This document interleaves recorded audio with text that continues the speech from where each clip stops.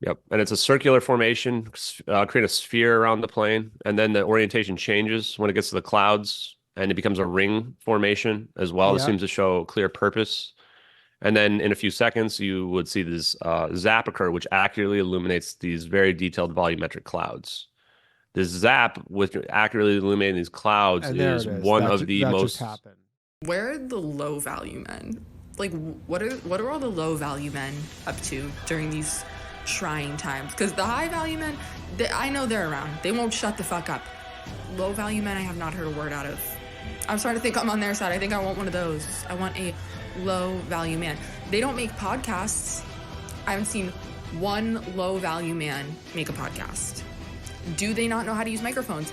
Maybe that's a good thing. That's hot. All right, I've never seen a man use a microphone for good. Until now, everybody buckle up. It's low value mail time with your host, Danny Polishchuk.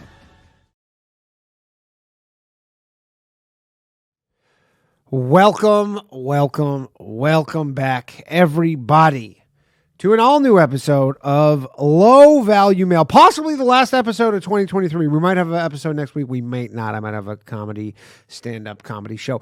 But if this is the last episode, ever, God damn it, do we have a banger for you. Everybody, hop in the chat. We have joining us on episode 89 of Low Value Mail on this December 19th, 2023, the year of our Lord, Ashton Forbes, none other than Ashton Forbes. This guy has been all over my fucking Twitter for weeks and weeks. I've been pumped to talk to him about this. Some of you were maybe just over checking out he was doing a live stream just before this. If you don't know who he is, he's an independent journalist. He's been covering the situation involving Malaysian flight MH370, which mysteriously disappeared in 2014. And he is going to be coming to join us in just a couple minutes. And we're going to have a good time. And because I got a shit ton of questions. Okay, before I get started, please like the stream, subscribe to this channel. If you would be so kind. Tell a friend if you like the show. If you want to support the show, you can do so at patreon.com/lowvaluemail. You can also become a YouTube channel member. Gives you all sorts of things. Everything you get for the Patreon. You get these dumbass emojis. Also, slight change that I'm doing to the show going forward because I met with some guy today who's like this YouTube expert guy. So going forward, the live streams, the moment they're done. By the way, if you've never seen an episode of Crossing Streams where I watch these zero view live streams randomly at nights, subscribe to the channel just for that, because last night was absolutely one of the funniest fucking things of all time. Anybody who's in the chat right now who watched me interact with this guy dressed as a French maid can attest. It was absolutely hilarious. But anyway, so going forward, the live streams, once they end, they will be going private, and then the episode will air as its own video the following day at around like 11 a.m. I think I'm going to do it 11 a.m. or noon, probably just like 11 a.m. So anyways, if you miss live streams and you're like, and then they're not up and you're like, what the hell happened? You just got to wait to the following day. So that's all you need to know. And I'm going to try and remember to give away. I'm going to give away a couple YouTube channel memberships tonight. I always try and remember, and then I forget because I get so caught up in the show. But I'm gonna try and remember to do that tonight and spam the chat if I forget. I guess I don't know. Try to do that. New episode of The Bathhouse tomorrow night, 10:30 p.m. If you've ever caught an episode of The Bathhouse, it's a live call-in show, live from the Stand Comedy Club, Green Room in New York City. It's 4 comedians. We sit around the table. You call in. We hang up on you sometimes, talk shit. It's a fun time. So go check that out. And also, please go follow my new Instagram, Danny Jokes 2.0. They nuked Danny Jokes. It wasn't 1.0. It was just Danny Jokes. I don't know if I'll ever get it back. I'm very upset about it. It really sucks. It's a conspiracy all of its own, I guess you could say. So please do that. And that is all I want to get to. So without further ado, hold on. How do I do this again? Man, I finish. Oh, yeah, we do that. And then we do this. And then we do this. And bang! Ashton Forbes with us. Hello. How are you doing, sir? Hey, Danny, doing great, man. How are you doing tonight? Excellent. Thank you for coming on the show. I'm going to turn down my mic a little bit. Thank you for coming on the show. I've been looking forward to talking to you for the past couple of weeks. You've obviously been very busy. You're everywhere. Unlike that plane, which which is nowhere, huh? Which is nowhere, or is it? Where is it? Where indeed? Yeah, I wish. Okay, actually, you know what? So before we get started, because I actually queued this up so that I could do this, and before I fuck this up and close this thing. So for people who don't know, just give us a quick little introduction of who you are and what you're here for the people who don't know you. Yes. So my name is Ashton Forbes. I am the organizer of MH370X. This is an investigative team of volunteers that have been looking into the two MH370 videos that reemerged on social media back in August. So it's been slightly over 4 months that we've been looking into these videos. And the goal here has essentially been to try to solve the mystery of MH370 using the videos, which are two videos that are in perfect synchronization with one another that appear to show the plane disappearing from space-time. So we have been trying to figure out exactly what these videos mean, what they show from the scientific perspective, if they are in fact real, and that what really happened to this plane. From an investigative standpoint, we believe that we are uncovering potentially one of the largest conspiracies of all time. We believe that we can explain why this plane didn't crash into the ocean, what the real events are of the plane in terms of a lithium-ion battery fire emergency event. Even the people that are implicated and potentially real events are of the plane in terms of the lithium. So we've done, I think, more investigative research than all of mainstream media combined over the past 4 months. And we've definitely found more evidence and clues than all the investigators to date. And so I actually have this video queued up. So the official story, and I watched there's a Netflix documentary, which obviously I'm sure maybe some people have seen. Essentially the current story, that's the accepted, like if all your videos have a Wikipedia thing on them, which this will also get. It's probably badge of honor, isn't it? Yeah, I also right. had the results changing quickly happen to me as well. A lot of my podcasts have that of this show, but so. The official narrative is what they're saying is that essentially the pilot was trying to commit suicide and he just flew the plane, turned off all the equipment, took a hard left and just flew it until the thing ran out of gas. Is that about right? So honestly, people don't even understand this much, which is that the official story from the officials is that they don't know what happened to the plane. What you're talking about is just a narrative that's been put out there. There's nobody who actually supports that. That's like narrative. What the Wikipedia narrative is. Yeah, that's if you were to look at probably Wikipedia or people that pretend to be experts that aren't really experts at anything. Those are the people that will say, "Oh, it's pilot's a suicide," which makes literally no sense whatsoever. There's actually no evidence at all of pilot suicide. None at all. None. Okay. But what they say is that this plane went to the South China Sea, turned around, went back over Malaysia, went through the Andaman Sea and the Straits of Malacca, gets to the Nicobar Islands where we think our videos happen, and then it turns into the South Indian Ocean at the same time and location we think the videos happen, and then goes on a 6-hour joyride in the South Indian Ocean until it runs out of fuel, where there's nowhere else to go, and crashes into the ocean, right? Gotcha. Now, right away, the main problem is, and I'll let you talk right after this, is that there's no debris field found.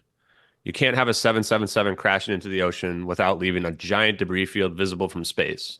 Just earlier today, we were looking at multiple videos of a controlled descent plane ripping apart to pieces, as well as another smaller plane where there's just a huge debris field where they found just huge nets full of debris, right?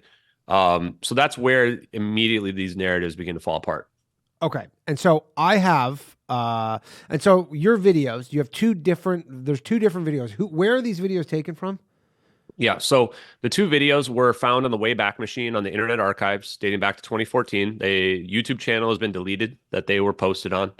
The dates on the first video, which is what we call our satellite video, it says satellite video, airliner, and UFOs, has a received date in the description of March 12th, 2014, which if this is true, pretty much proves the videos to be real because 4 days is not enough to even probably begin to develop a storyboard, let alone to do everything that would be required to fabricate these videos. But it's not uploaded. It was on the March 8th was when the crash happened? Yes, March Gotcha. 7th or March 8th. Well, I guess depends on which time zone you're in, but generally it's Sure. accepted to be March 8th at 8 in the morning. They claim this plane slowly drifted and crashed into the ocean. The upload date, though, on it says published May 19th, 2014. So this widens the date, the gap. So I don't want people out there saying that you only have 4 days. You only have 4 days if you believe that Regicide is telling the truth on when they received the video or when they found the video. Otherwise, the date is May 19th, which is about 70 days after. Okay. We've hypothesized that if this is a leaked video from the U.S. military, which it appears to be, that they had to be convinced that what they were looking at was real. Because even now, people's collective conscience hasn't risen to a point where they can accept that what we're looking at is real. And it's not because of the video doesn't look real. It's because they can't accept these orbs and the zap happens as real. Like they don't understand the science behind it. I think that if people understood the science behind it, they would be more amenable to the idea that they're real. Now, the second video. Oh, sorry. Go ahead. Yeah.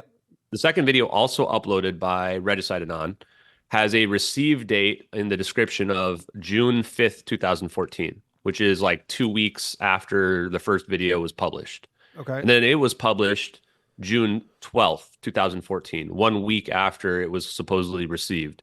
The first video says satellite video, airliner, and UFOs.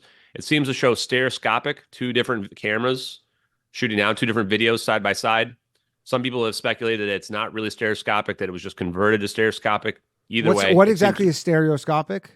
Stereoscopic means it's 2 angles, slightly different angles looking down, right? Okay. So if it is stereoscopic, then you need 2 satellites that are next to each other. Well, we have 2 satellites in the area that were next to each other staring down. If it's not These are stereoscopic, U.S. then you don't military need satellites? that. Yes, USA 229. We found you can actually use amateur historical trajectories. It's a hard word to say. Yeah. And you can see that there's 2 satellites were staring down Nicobar Islands, 1840 UTC, the exact time and location that we say the videos happened, the exact time and location that these narratives out there say that the plane turned into the South Indian Ocean.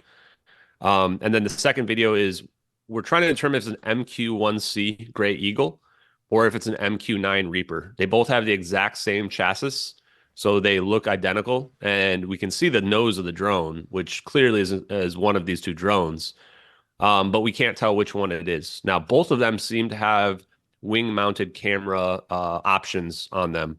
There's wing mounts that you can change stuff on there, put missiles on there, cameras, whatever.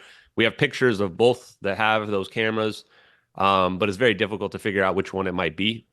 What I can say is that these assets are connected by signals intelligence, SIGINT.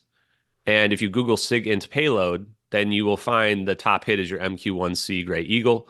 But there are also pictures of the MQ-9 with SIGINT payloads on them, which is like a little ball thing that's basically like signals intelligence that can send data between all these different systems.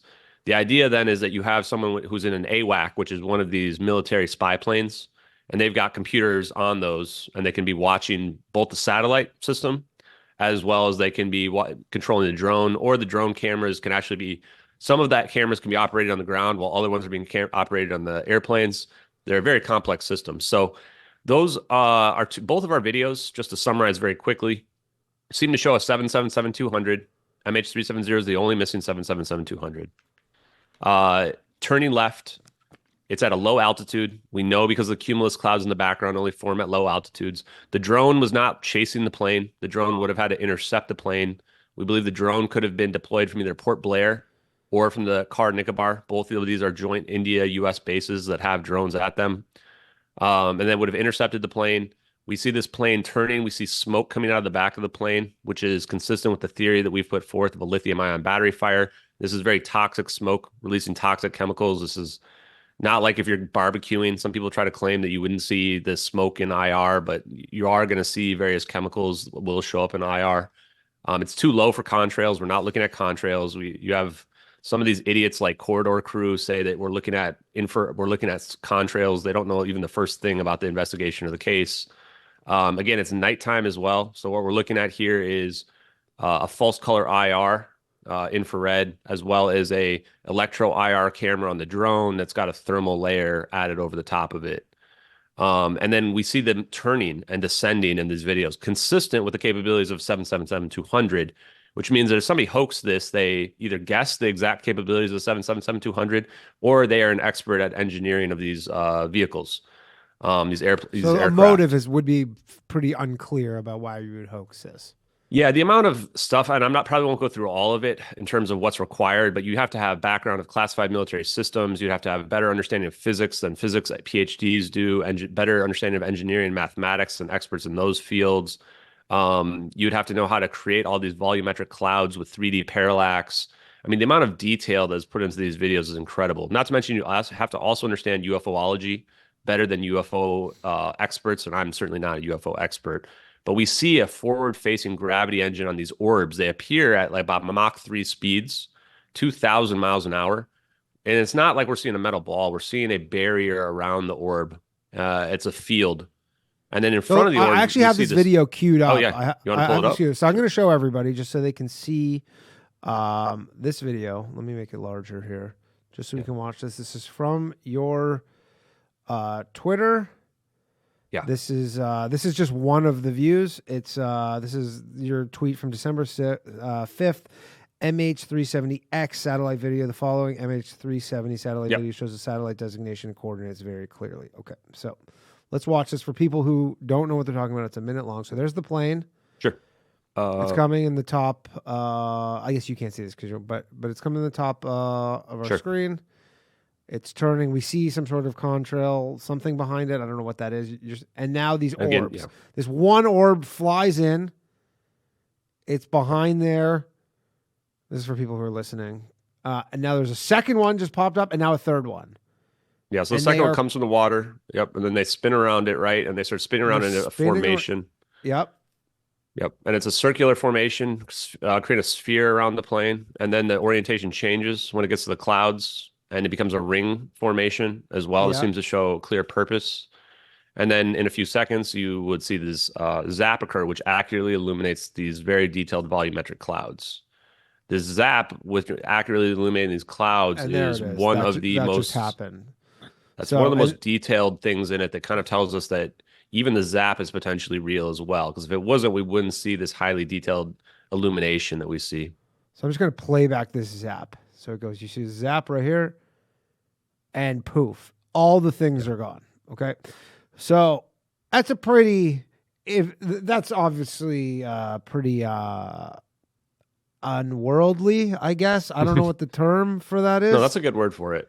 Like, that's not of this planet, whatever that is. So I guess, what do you think that is? Like, was that a portal? What was the purpose of because you must have some theories around what these are. And I don't even know if you're claiming that you know what they are. You're just saying this is what happened, and maybe that would be the next investigation. But do you have any...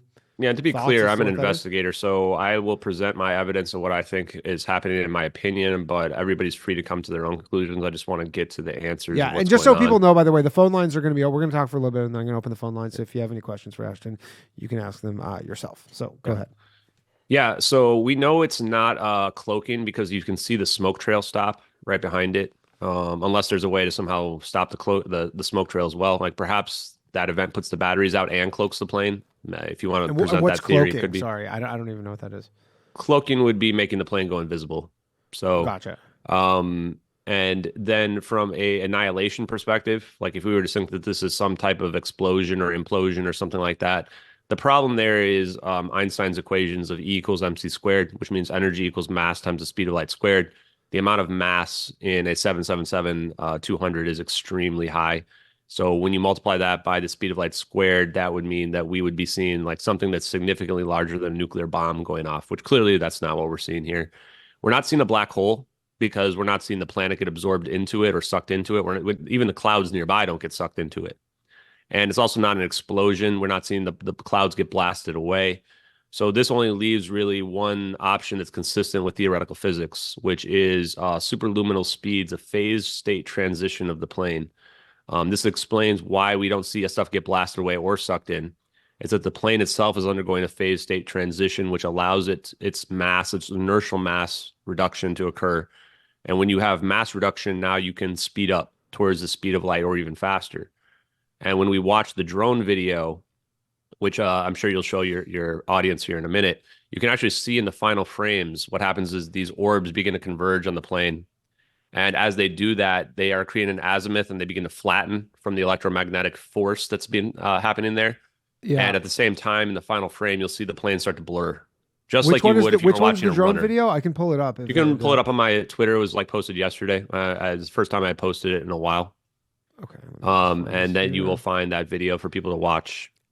The drone video, is that the one that is like the blue and green one? Yeah, sure. Yep. So this drone one is going to be an electro IR camera with a thermal layer added over the top by the Okay, so leaker. let's play this right now. You can Mhm. continue speaking. Yeah. And when you're watching it, I can just kind of imagine it while I'm watching it as well. It's perfectly in sync with the first video as well. So this kind of tells us it's either all real or all fake. I think the number of videos, UFO videos especially, that have two angles like this and this high of quality is probably nil, essentially. So is this the same camera that we were watching, just with a layer added on over top of it? No, Like, it's completely different perspective. The first Okay. Oh, perspective yeah, is it's you're a looking different- at from outer totally different space. angle. You're looking from the side now. And this means as well, if anyone were to create this, it would you require a 3D render. So this is another extremely cumbersome detail that has to be added. Is now you need somebody who's doing 3D rendering of the entire environment in order to get everything to match up perfectly. And there's no discrepancies on a single frame in either video. So if we're dealing with an artist here, we're dealing with somebody who's meticulous, who made no errors whatsoever while they were doing this.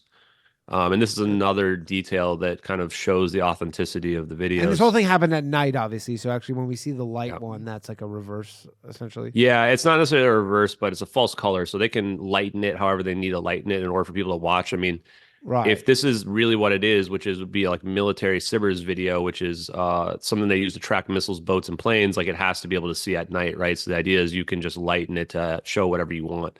And it's not thermal. You're not looking at it for the thermal readings on the satellite. On the satellite one, you're just using it to track objects and potentially to detect explosions and implosions.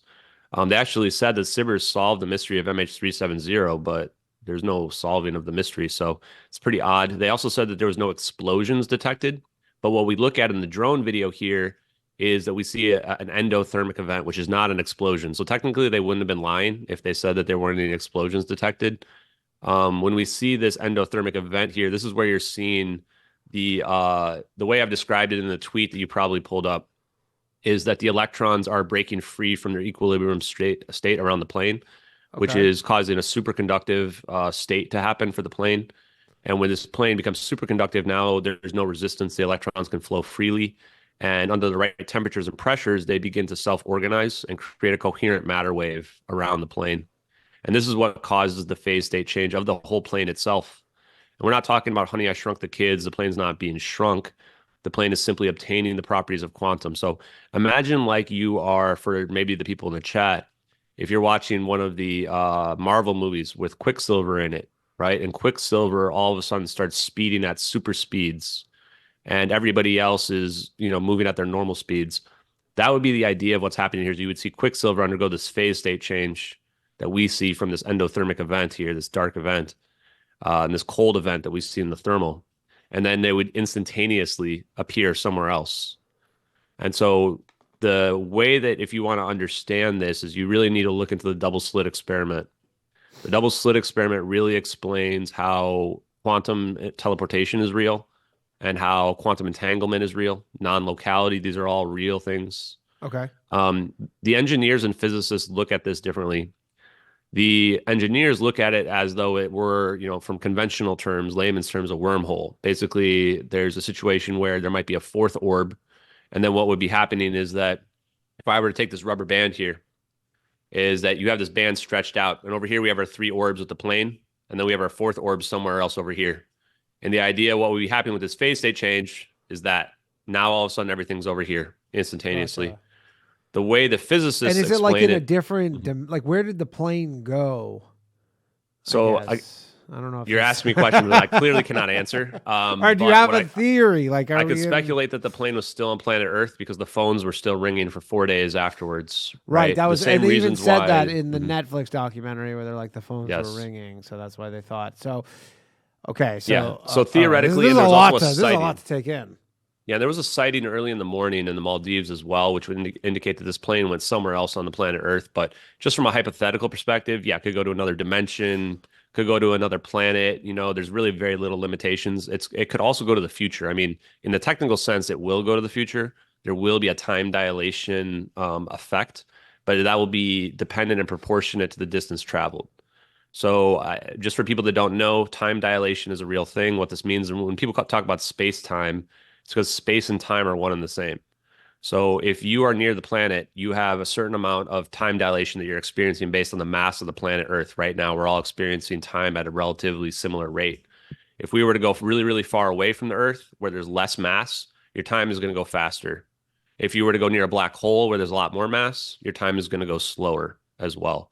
So the way the physicists describe this is that the transitional phase state change is happening as it reduces the mass of the object from having to go from a macroscopic 777 to obtain the properties of quantum.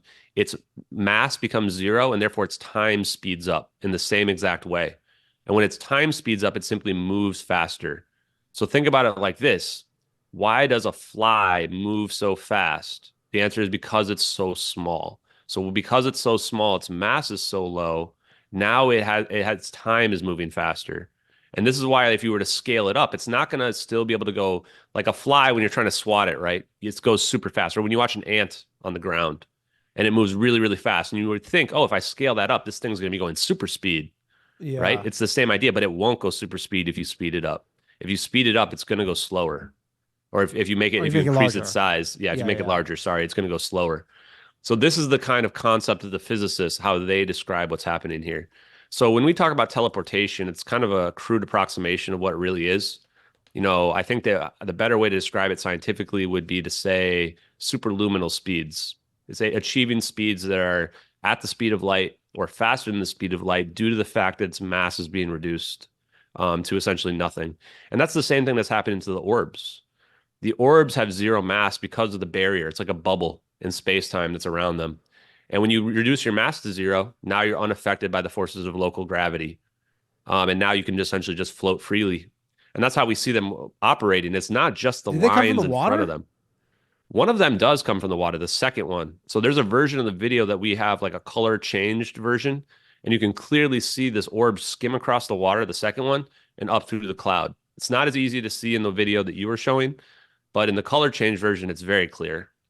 And so in that one, when you see the orb skim across the water, it's like, oh, this thing could have come from the water. And from UFOlogy, as well as Salvatore Pais' patents, one of them is an inertial mass reduction device for a, what's the right term here? A craft that can traverse between water, air, and space equally. And so these things because they're displacing space and time itself, they can go right through the water, no problem. They could go space, no problem. They can go in the air, no problem as well. And is this government technology? Like, is this, or do we not know? In my opinion, we're looking at Lockheed Martin Technology, which is a government contractor. Okay. And the reason for that is we've looked into the patents. They actually have a patent that we found called a coherent matter wave beam patent. And it's like, we're sitting here talking about coherent matter wave is exactly how you achieve these superconductive effects that we are looking at especially the drone video, but in both videos, technically. So it's like we've actually found a patent, and it was patented in 2011, and I think it was finally awarded in 2013. So, I mean, we actually have a paper trail that leads back to Lockheed Martin here. And I had been speculating that it was either Lockheed Martin, Northrop Grumman, because when we look at these videos, we're not looking at little aliens inside the orbs. We can tell just from the pattern alone, it's a perfect 120-degree 0-point sinusoidal pattern. And what that means is if you were to graph it, it's a perfect wave function. So it's not like little aliens and humans aren't that exact, right? So this is something that's being remote controlled, or it's a computer program essentially that's being run there. And so to just rescue? Was it to rescue the plane that was in distress? I know there's the whole thing where there was 20 scientists or whatever on board. Yeah. So I mean, if I had to guess, then that would be the most likely motive, is that you've got 20 free-scale engineers and scientists on board. They are directly connected potentially to technology that we see. We even found an NSA security report, National Security Agency report in 2005, talks about commercial emergence of room temperature superconductive microchips, and free scale semiconductors microchips are talked about 9 different times in the report. And it even mentions in that report that They only if the government funds it will they be available by 2010 or 2012. So it's like this lines up exactly with the timeline of our videos. And then there's another press release talking about Freescale launching a major initiative to serve the RF power needs for U.S. aerospace and defense. So we've got at least two vectors of directly connecting the 20 of the people on board the plane, which is way too many people for one company, right? Like this is a huge risk. So you could argue that, this was too much for the government to lose. They didn't want to lose these people.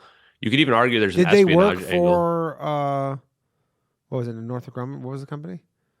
They worked for Freescale Semiconductors, who became and was sold off to NXP Semiconductors the next year in 2015. Oh, okay. So they worked kind of in that. And so is the idea that they just they were plane was about to crash, and then they have this technology that can essentially just so you could say that this could be a weapons test of some sort if it's not proven technology. That seems like way too convoluted to me because you have to develop a whole cover story if you're just for a test, right? I would just test it on a different plane if I'm going to do that. That doesn't have so many people on surely it. they would have had to know that this was going to be an international story if you just have a fucking plane disappear. Like that's not. You could also argue that maybe there was one person, right, who's a VIP, who's just connected enough. That's honestly my favorite theory at the moment. Although, I mean, how do we prove any of this, right? But what if one of these people is just, they've got the rescue me button. They've said, hey, you got to save me. Because the theory we've put forth is, I think, by far the most plausible theory of a lithium ion battery fire from the 487 pounds of lithium ion batteries. Even just recently, yesterday, in fact, we found another article which just lays out the whole story. I mean, there's 2 pallets of unsafe lithium-ion batteries right next to the electronics bay that they were in the cargo bay. Yeah, and these things were extremely dangerous. They shouldn't have been transporting these on passenger planes. They actually outlaw them the next year. FAA does. So, I mean, the reason why you guys, every time you go check a bag on a plane, they're going to ask you if you have lithium-ion batteries. If you go to the post office, mail a letter, ask you if you have lithium-ion batteries in your piece of paper. That's how seriously they take this because they don't want lithium-ion batteries in the cargo because there's nobody down there staring at them. So they essentially might as well have just had a bomb on board this plane. Although these things aren't going to just blow up the whole plane. The cargo bays are actually built to at least temporarily be able to withstand these types of fires. The problem is lithium-ion battery fires cannot be permanently put out by the halon fire extinguishing gas. We found an article that mentioned that it should be able to last for up to 3 hours, which is actually a lot longer than we need it to last. We only need it to last 80 minutes. Yeah. And we found an article that says that the gas can last for 180 minutes. So we have a situation and an expert as well, Dr. Well, I have to look at my piece to list him, but he's actually an expert at lithium-ion battery fires. And there was an FAA lead head of security as well that actually corroborated that this was the most likely event as well. It kind of blows my mind that this is not what everybody concluded right away, because there was also every single one of the 19 witnesses that we could find all corroborate the same event as well. We've got Mike McKay sees it start on fire at the same time it goes dark, which would have probably taken out the electronics bay and exploded. There's 9 witnesses that hear loud noises at the exact same time Mike McKay sees the plane on fire for 5 to 10 seconds. The plane would only be on fire temporarily. How soon was this after it took off? 40 minutes. So it's over the South China Sea, about 40 minutes after takeoff. Mike McKay sees it out in the distance, low on the horizon, because he's at about the maximum distance you can see the plane. It goes out right away because the fire extinguishing devices activate automatically. And so they would have put it out temporarily, and then it's going to come back up again. So the moment it gets taken out, you're going to have all your crew go there, and they're going to try to put this out. But there's going to be toxic smoke billowing everywhere. It's a horrible situation. And the explosion itself is going to be pretty energetic. It could have depressurized the plane just from the explosion itself. And if it did depressurize the plane, now you have a really dangerous situation because these oxygen masks only last for 30 minutes for the passengers, like max. So you've got a depressurized scenario, the plane, you've got toxic smoke spewing throughout the plane. And somebody that I had talked to that is also an expert that's testifying on the Hill even speculated that perhaps the forward cargo bays were where the batteries were because then the smoke would have been going through the air conditioning system.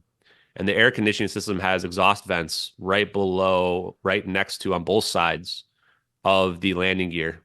So this is where we see the smoke coming out of the plane, especially in the thermal. You can see pretty clearly that the smoke is not coming out of the engines.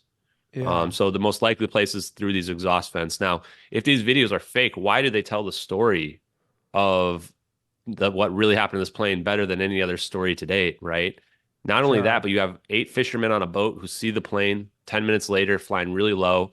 We have strong belief that communications were classified and that they did have communications with the plane because there was a 777 pilot that hears it 10 minutes after it goes dark, hears the pilot and co-pilot. The Malaysian Minister of Defense says that the plane was unidentified, but he admits that it's a civilian airliner and it's not hostile. How could you know a plane's not hostile? You tell me, how do you know if a plane there's a potential hijacking or a pilot suicide scenario? Let's just throw that out there. How would you know the plane's not hostile unless you have communication? There is no way, right? So you agree with that the communication was all turned off. You're just saying it's because it went through this. No, I'm saying that it potentially communication is not turned off. I mean, we have proof because there was a guy that heard the plane 10 minutes after it went dark. And then we have the Malaysian Minister of Defense saying, contradicting himself, saying that that plane was unidentified, but they knew it's a civilian airline and they knew it's not hostile. It's the only way you can know that is if they had communication. And then there's also an intercepted Mayday call, real quick. Intercepted Mayday call, only reported in Chinese news, supposedly intercepted from the Taiwanese embassy, where they hear Malaysian Airlines right around the time we think the videos are happening, attempting an emergency landing and disintegrating, which they're converting that from Chinese. So disintegrating potentially means plane falling apart, on fire, etc. All these basically tell us that there was probably communication and that this plane was trying to land in the ocean, most likely. It couldn't land in Penang, which is directly where it goes to after it goes dark, which is the correct location to go to in an emergency situation. We don't know why it didn't land there. We can speculate, if they really didn't get in touch with this plane and know what was going on right away, it may be that the lights were not on the runway because it's 2 a.m. It's a third world country at an airport that's closed. The other alternatives are that potentially the landing gear was damaged and they thought it was too risky to try to land on their belly because they have a, tank full of fuel and they don't want to, and a fire and lithium-ion batteries. Yeah. So, they may have said, okay, maybe we're going to land in the water then, right? But the problem is you need a lot of support. I mean, we've seen the videos of trying to land in the water. It does not go well. I even talked to a pilot last week and she was saying that, basically this would have been a situation where it's like you're picking the worst way to die, really. So what I want to say real quick is that for the families of the victims, my heart goes out to you. You have my condolences. The only reason why I'm doing this is because they deserve the answers. Like, I wouldn't even want to disclose this technology if that was not MH370 on those videos, because I've just come to conclude that this technology is probably too dangerous and it's probably being kept hidden for really good causes, honestly. And I want the U.S. government to have it compared to all these adversaries. But that's MH370. We're looking at both these videos, and the narratives out there make no sense whatsoever. So until they admit that that's MH370, we've got to keep making them make a statement and try to force them to. Yeah. And on that, like what you said right there, I don't know if this is, maybe I'm way off base, but then isn't there a scenario where they're actually all alive? I don't know if they're all alive. I mean, keep in mind, this is a toxic lithium-ion battery fire, and you or maybe not all alive, but like if that one. was to kind of Somebody save probably them lived. from something, yeah. like I don't know, maybe my imagination, or I'm way off what I'm thinking here, but I assume that was some sort of maneuver to save them, at which point, yeah, who knows? So we've speculated that, I mean, there's a sighting in the Maldives on one of these small islands, Kuvo Haduvo, I'm probably butchering the name. And there's like 5 or 6 people who see it early in the morning. So this is well after we see this event happen. And they see the plane flying low. They see the blue and red stripe of Malaysian Airlines on the plane. So it's like, how did they not see it? It gets dismissed because people just can't logically figure out how the plane could be there. But if we can somehow super speed it over there, then no problem, right? There's also a fire suppression device, washes it up in the Maldives. Same Malaysian Minister of Defense says, oh, yeah, that's not from MH370. They don't even look into it, even though you can see serial numbers on the picture. You guys should Google it right now. MH370 fire suppression device Maldives. You'll see clear pictures of it. So if I had to speculate, which I'll just go ahead and do, I think this plane somehow got to Diego Garcia, which is the location where all the conspiracy theories out there speculated it got there. Most of them thought it got remote controlled there, which there could be a remote control aspect to this. If everybody's dead, then maybe they do remote control it. But if everybody's dead, then just let it crash into the ocean, right? Like, why go through all this elaborate cover up, right? So yeah. to me, I mean, I guess I'm saying is like when it goes through lived. the thing and disappears, where does it come out? I'm you know what I mean? So like the rubber band theory, right? So yeah. if we extrapolate and we do our rubber band theory, then it looks like the plane's getting sucked backwards into the phase transition we see. So if so, perhaps it's being sucked backwards all the way back. Now, when we watch it turn, we can see it's actually turning south into the east. And we know this because of the coordinate shifts and when the perspective changes. So when the perspective changes, we can actually see the coordinate shift, and you map it out. You can tell it's going south into the east. So if it is getting slingshotted backwards, that would mean it's getting slingshotted back to the west. And if it's being slingshotted back to the west, that puts it near the Maldives. But again, we can't know. We don't know. I mean, there's not two other videos on the other side, right, showing us where this thing showed up. Now, maybe there is. Who knows? Maybe the U.S. government does have videos of that. But what I'll tell you this is that everyone who's FOIA'd the government about this case has been rejected in total due to national security reasons. If this was just some ordinary event, why are everybody's FOIAs being rejected for national security? And it's a different country. Like, what does this? What does this? Yeah, why would this have anything to do with the U.S. then, right? Why would this be national security for the U.S.? We found one from O'Reilly Taints, who is she was a controversial figure like 10 years ago. That was a big thorn in the government's side. She FOIA'd the NSA, and they gave her the same rejection that I got when I FOIA'd the case related to Edward C. Lin, who we believe is the leaker.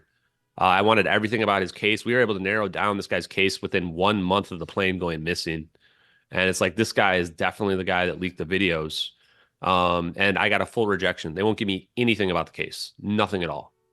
He ends up going to jail for 6 to 9 years. And we look at his appeal.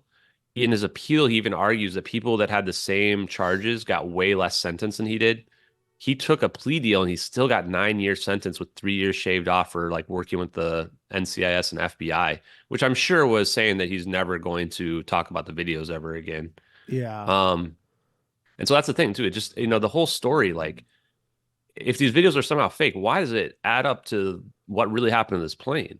Just for your guess real quick, because I think that there's probably a lot of CNN brains in the chat who are thinking, oh, nope, CNN told me it crashed into the ocean. It must have crashed into the ocean. I'm just going to go ahead and destroy that narrative right now. Well, I do have a question. My next question was going to be about the debris. So, because they yeah, say okay. So let me go into this, so, and then let's just all chat leads into the debris. So, and then I'm going to open the phone lines. Okay, yeah. So there was no debris field found. This is impossible for a 777 crash into the ocean. We would have seen it the next day with our satellites, which we've proven are everywhere. It was the most expensive search in history, which did not find one piece of the plane. Let me repeat that. The official search did not find one single piece of the plane above or below water. They spent $155 million. There was no black boxes found, even though it was not too deep to be able to find them. They looked everywhere along the 7th arc where they said they knew where the plane was. Couldn't even find one black box. The SOSA system, as well as Western Australia and Diego Garcia hydrophones, would have heard the detections of the plane crashing into the ocean. Nothing. The same SOSA system that heard the Titan sub pop, this tiny sub, and they lied about it for 5 days, and then they went and picked up all the pieces because they knew exactly where it popped. There was at least 3, maybe 4 radar systems that should have seen the plane. Thailand, India, Indonesia, and Australia, especially India or Indonesia and Australia, which are on the route where it would have gone in the South Indian Ocean. None of them see it. It's on an active shipping route and supposedly crashes in the morning hours, but nobody sees the plane. There's nowhere else for it to go.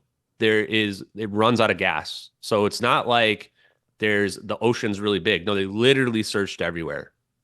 The official narrative had it crashing at a 90-degree nosedive, which would have had it exploding into a million pieces.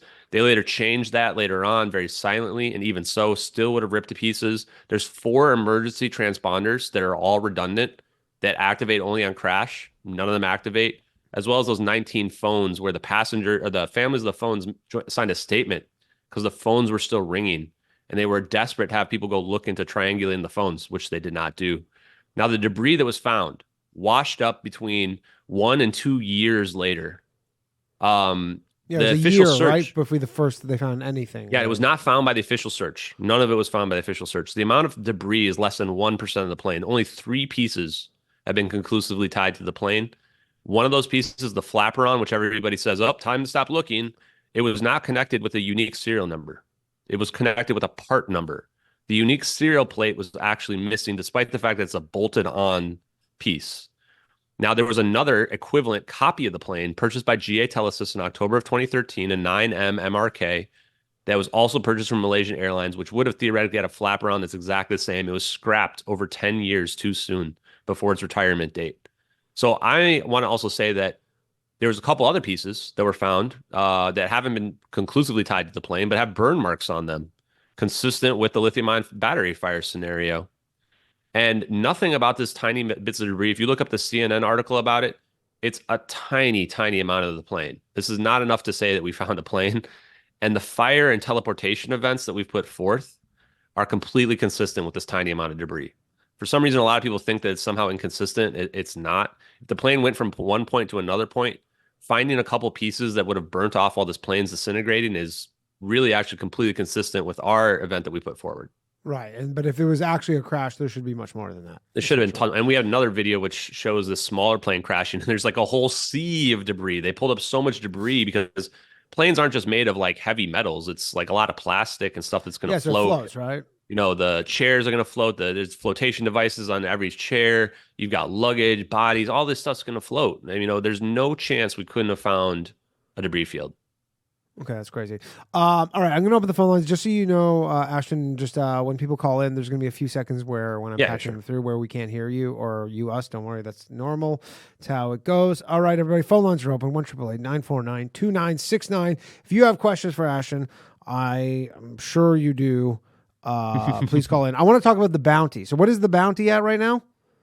So the bounty right now, I'm not even sure if it's still active. Although Kim.com has never said it's not. So let's just put it this way. We had a bounty out there for about a month, $150,000. Kim.com for a mega upload, if you know. Yeah, it was $100,000 from Kim.com, $20,000 from Chad and Sherry, the Investigate Earth podcast, which I've done 4 parts with them.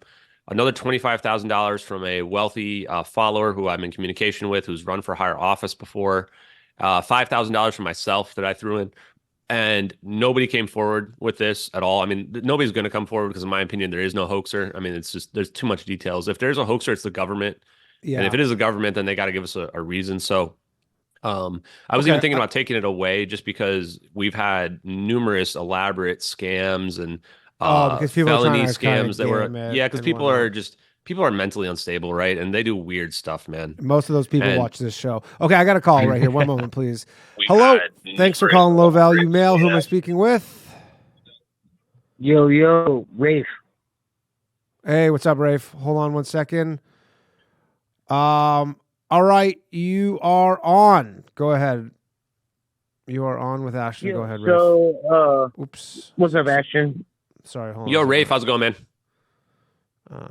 Going good. So I actually just saw all your when you blew up. I saw all the videos and everything, and it was probably the first time in 10 years that I've seen like a video, like a conspiracy related video or any kind of video where I was like, oh fuck, that looks wild, that's insane. The only other picture that happened recently was the Uvalde shootings. I saw those pictures and I was like, holy fuck, I don't need to see that ever again.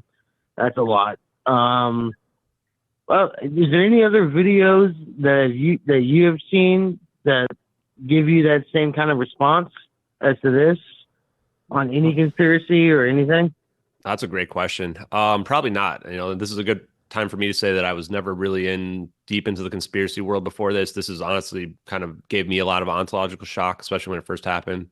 Because even I was partial CNN brain before this, where I believed all these official narratives and stuff like that. And so this has caused me to really reevaluate how I look at everything. And same with the UFO community. Like I had watched a lot of UFO videos over the last 5 years or so since those DoD Navy videos came out. But I'd never seen anything where I'm like, holy crap, right? And here's the weirdest part is that I saw this drone video in 2014 and, I was full on official narrative at that point and just thought, oh yeah, it must be fake, right? It must be somehow fake. I didn't even know what I was looking at back then. And it's really only now where we've had those DoD Navy videos, this Trump satellite picture he posted on Twitter, these advanced science, science is now just catching up with how do we unify quantum and macro theories. LK99, learning about superconductivity, which I never really knew about at all either. And then ChatGPT with AI. I think we really needed all these things to even understand this to be real. But what I would say to you is that there probably is other stuff out there, right? And it's probably getting quote unquote debunked, but maybe it's really real, right? And I hope that this investigation can lead us to reanalyze some other stuff that's out there. And I hope I don't run into anything more like this in the future because, man, like just I don't want teleportation and all this other stuff to be real because it's scary, man. It's dark. The implications are that like we might end up destroying ourselves with this kind of technology. And I'm just not talking about like nukes. I'm talking about like the whole planet just being like wiped out in one with the press of a button. Have you like looked into like ancient, ancient alien kind of thing where that, we're basically already living in that kind of thing? Yeah, so I mean, I had like kind of seen some of that stuff, on Netflix or like, the ancient apocalypse stuff. And the more I've dug into this, the more I've wondered about those kinds of theories in general. But for me, it doesn't really matter too much in my day-to-day life. I'm like, if aliens are visiting, if aliens visited before, my life isn't going to change in any significant way. But if you really listen now, especially with knowing that this type of technology might be real, I think it does add a lot of credit to those types of theories, especially when I was listening to Tucker Carlson the other day, where he's on the Redacted podcast, I think, and they're both going like, I almost wish I didn't even know about this stuff. And when you hear those kind of comments, it's like, man, Yeah. is this a situation where we're like engineered, or is this a situation where there might be like some other beings are going to press the reset button on our civilization at some point in the future? And maybe that's already happened in the past. Maybe we are, the remnants of another civilization that came from Mars. I think it's called abigenesis. I'd say everything's on the table if this stuff is real. So, what do you think about the theory that it went to that naval base that's over on that island off the coast of India? Diego Garcia. Yeah, I mean, if I'm a gambling person and we're gambling on where the base went, I'm putting it all on Diego Garcia. There's even a Philip Wood EXIF data picture that was posted on 4chan that claimed that he was like drugged and being held prisoner. And they look at the EXIF data and the coordinates point at Diego Garcia. It's like, that's a pretty weird hoax. I mean, these videos would be a weird hoax. Where but is that's that? Where's weirder. the Diego Garcia? It's in the Indian Ocean. Nobody even knew about this base really before this. And it's like one of the most secretive bases. People tell me that this is like Area 51 on steroids, which makes sense. It's in the middle of nowhere in the ocean. It's been secretive for like years and years. Mm-hmm. I grew up on a military base, and people would talk like I grew up where Navy SEALs were in the same base as I was, and they would talk about oh, we went to Diego Garcia, dude. Talk about a fuck Area 51. Yeah, like they would like made that as like a joke, like as a lighthearted comment. Yeah. And I was like, what? Like, yeah. And, but yeah, they always talked about it. Like that was the Area 51 of the East. Kind of like, Unit 731 or whatever it was from, Japan. Yeah, we just kept doing that, but over in India. So this very well could have been U.S. military then. Like this could have been their technology. Oh yeah, I think that's it was. That's the only military that could really do it, right? Can pull this off, right? I mean, China has all the money. China has all the money and everything, but they don't have the technology. They were trying to steal a Chinook helicopter last month, which is wild. Yeah. That's a 60-year-old platform or something like that.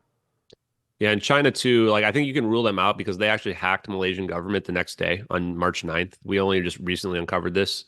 And they stole the crisis meeting minute notes and classified information about MH370, which is not something you do if you don't know what happened, or if you know what happened in the plane. Like you only do that because you're trying to figure out what are people covering up, right? And they have their own satellites, so they're probably sitting there going, "Where's the debris field? There's no debris field anywhere. This plane couldn't have crashed, right?" And then they're getting suspicious, and they perform an elaborate social engineering hack. It was actually less elaborate than the one that was performed on me, where they just sent like thing that said the plane was found, and they sent it to the Malaysian officials, and they clicked on the link, and then boom, they got hacked.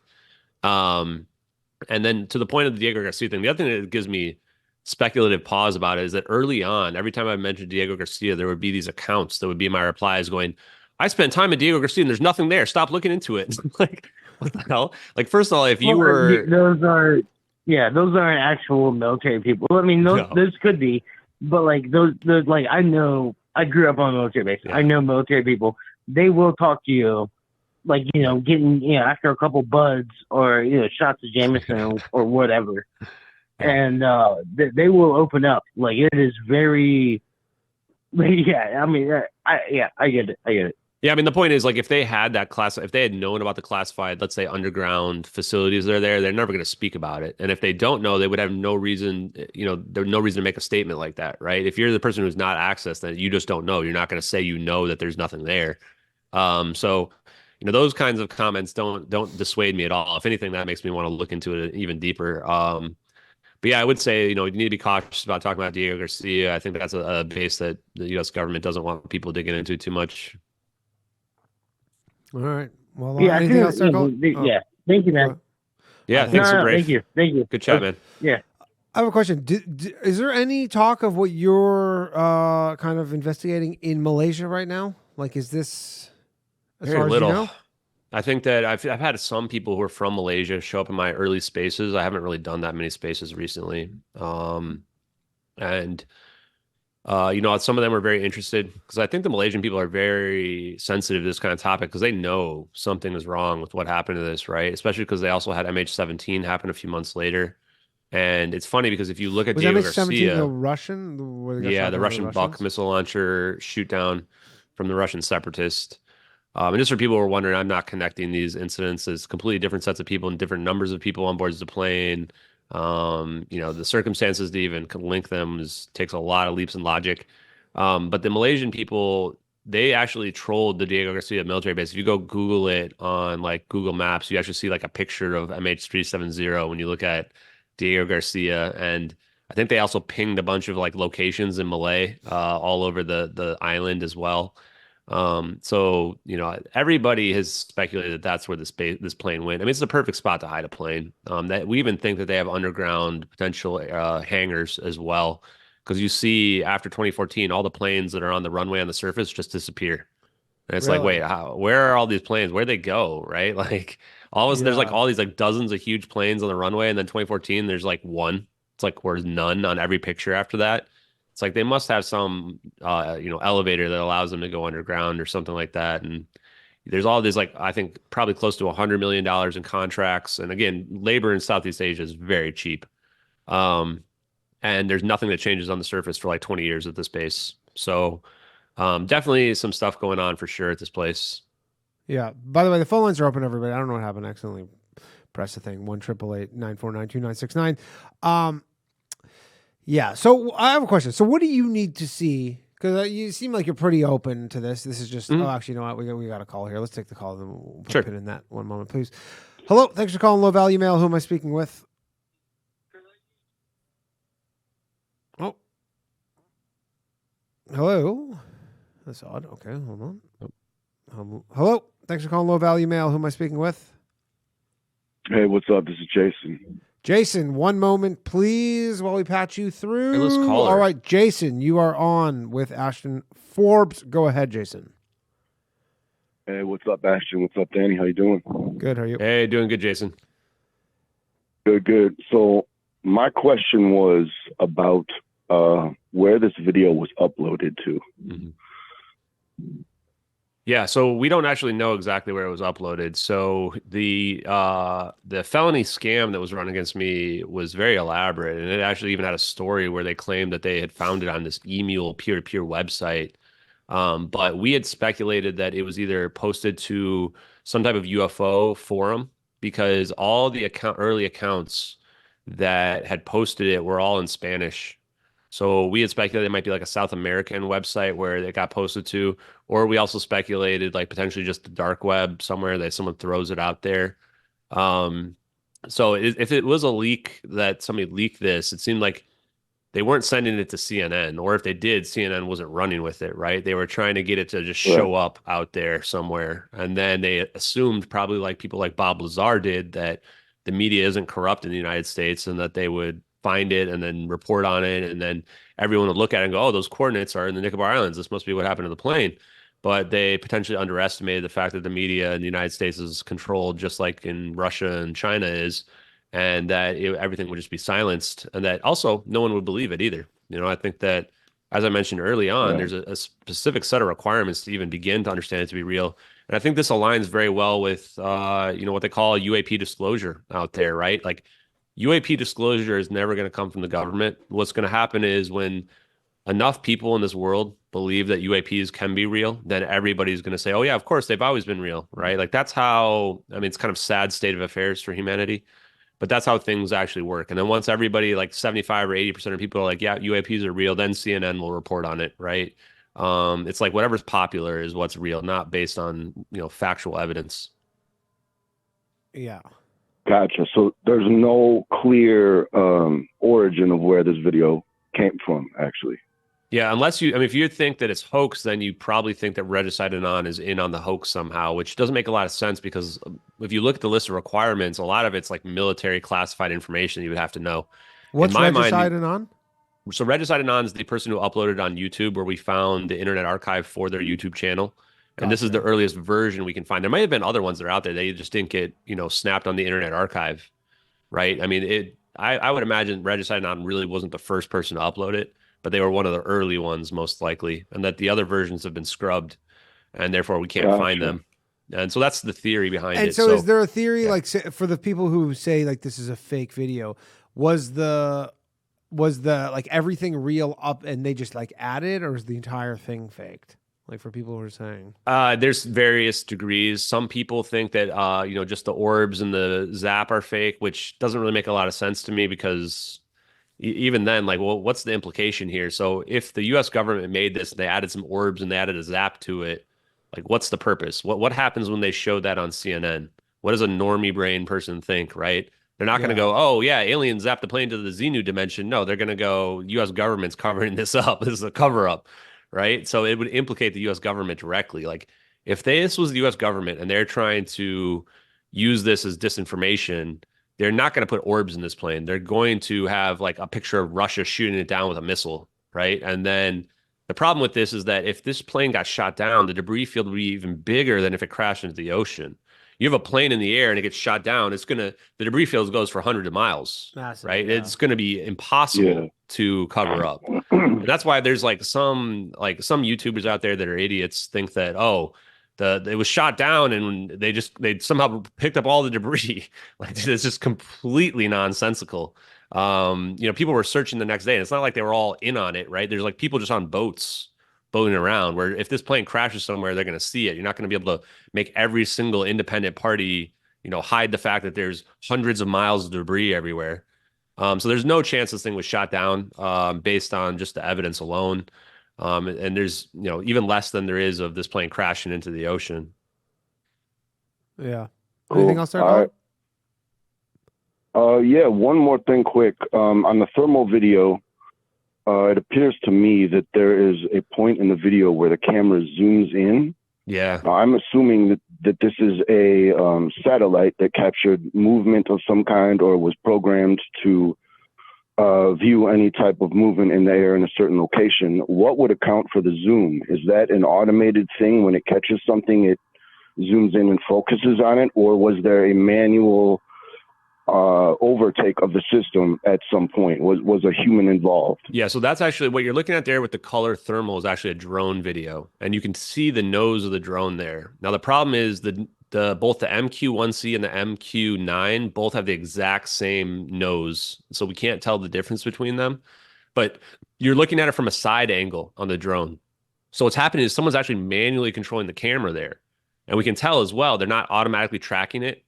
Like in those Navy videos, they're using the automatic tracking because the object's moving so fast. In these videos, someone's manually tracking it. And that's why it goes off screen for a second. And then when it comes back, it's been zoomed in because they get past the plane and the plane goes out of the view and then they're zooming in and then the plane comes into view as well. And this is something that also really kind of authenticates the videos. Is you're making a hoax video, go look at the hoax videos that are out there. They don't have these objects disappearing off the view of the screen, and they don't have all this zoom. When they zoom in with the drone, the shake actually increases as well naturally. Like if you were to do either optical zoom on your camera, and you're going to see it moving up and down more because of the tiny amounts of shake is being amplified. So it's really all the small details that make this thing like seem really, really authentic. Like this is, in my mind, exactly what these drones are going to look like.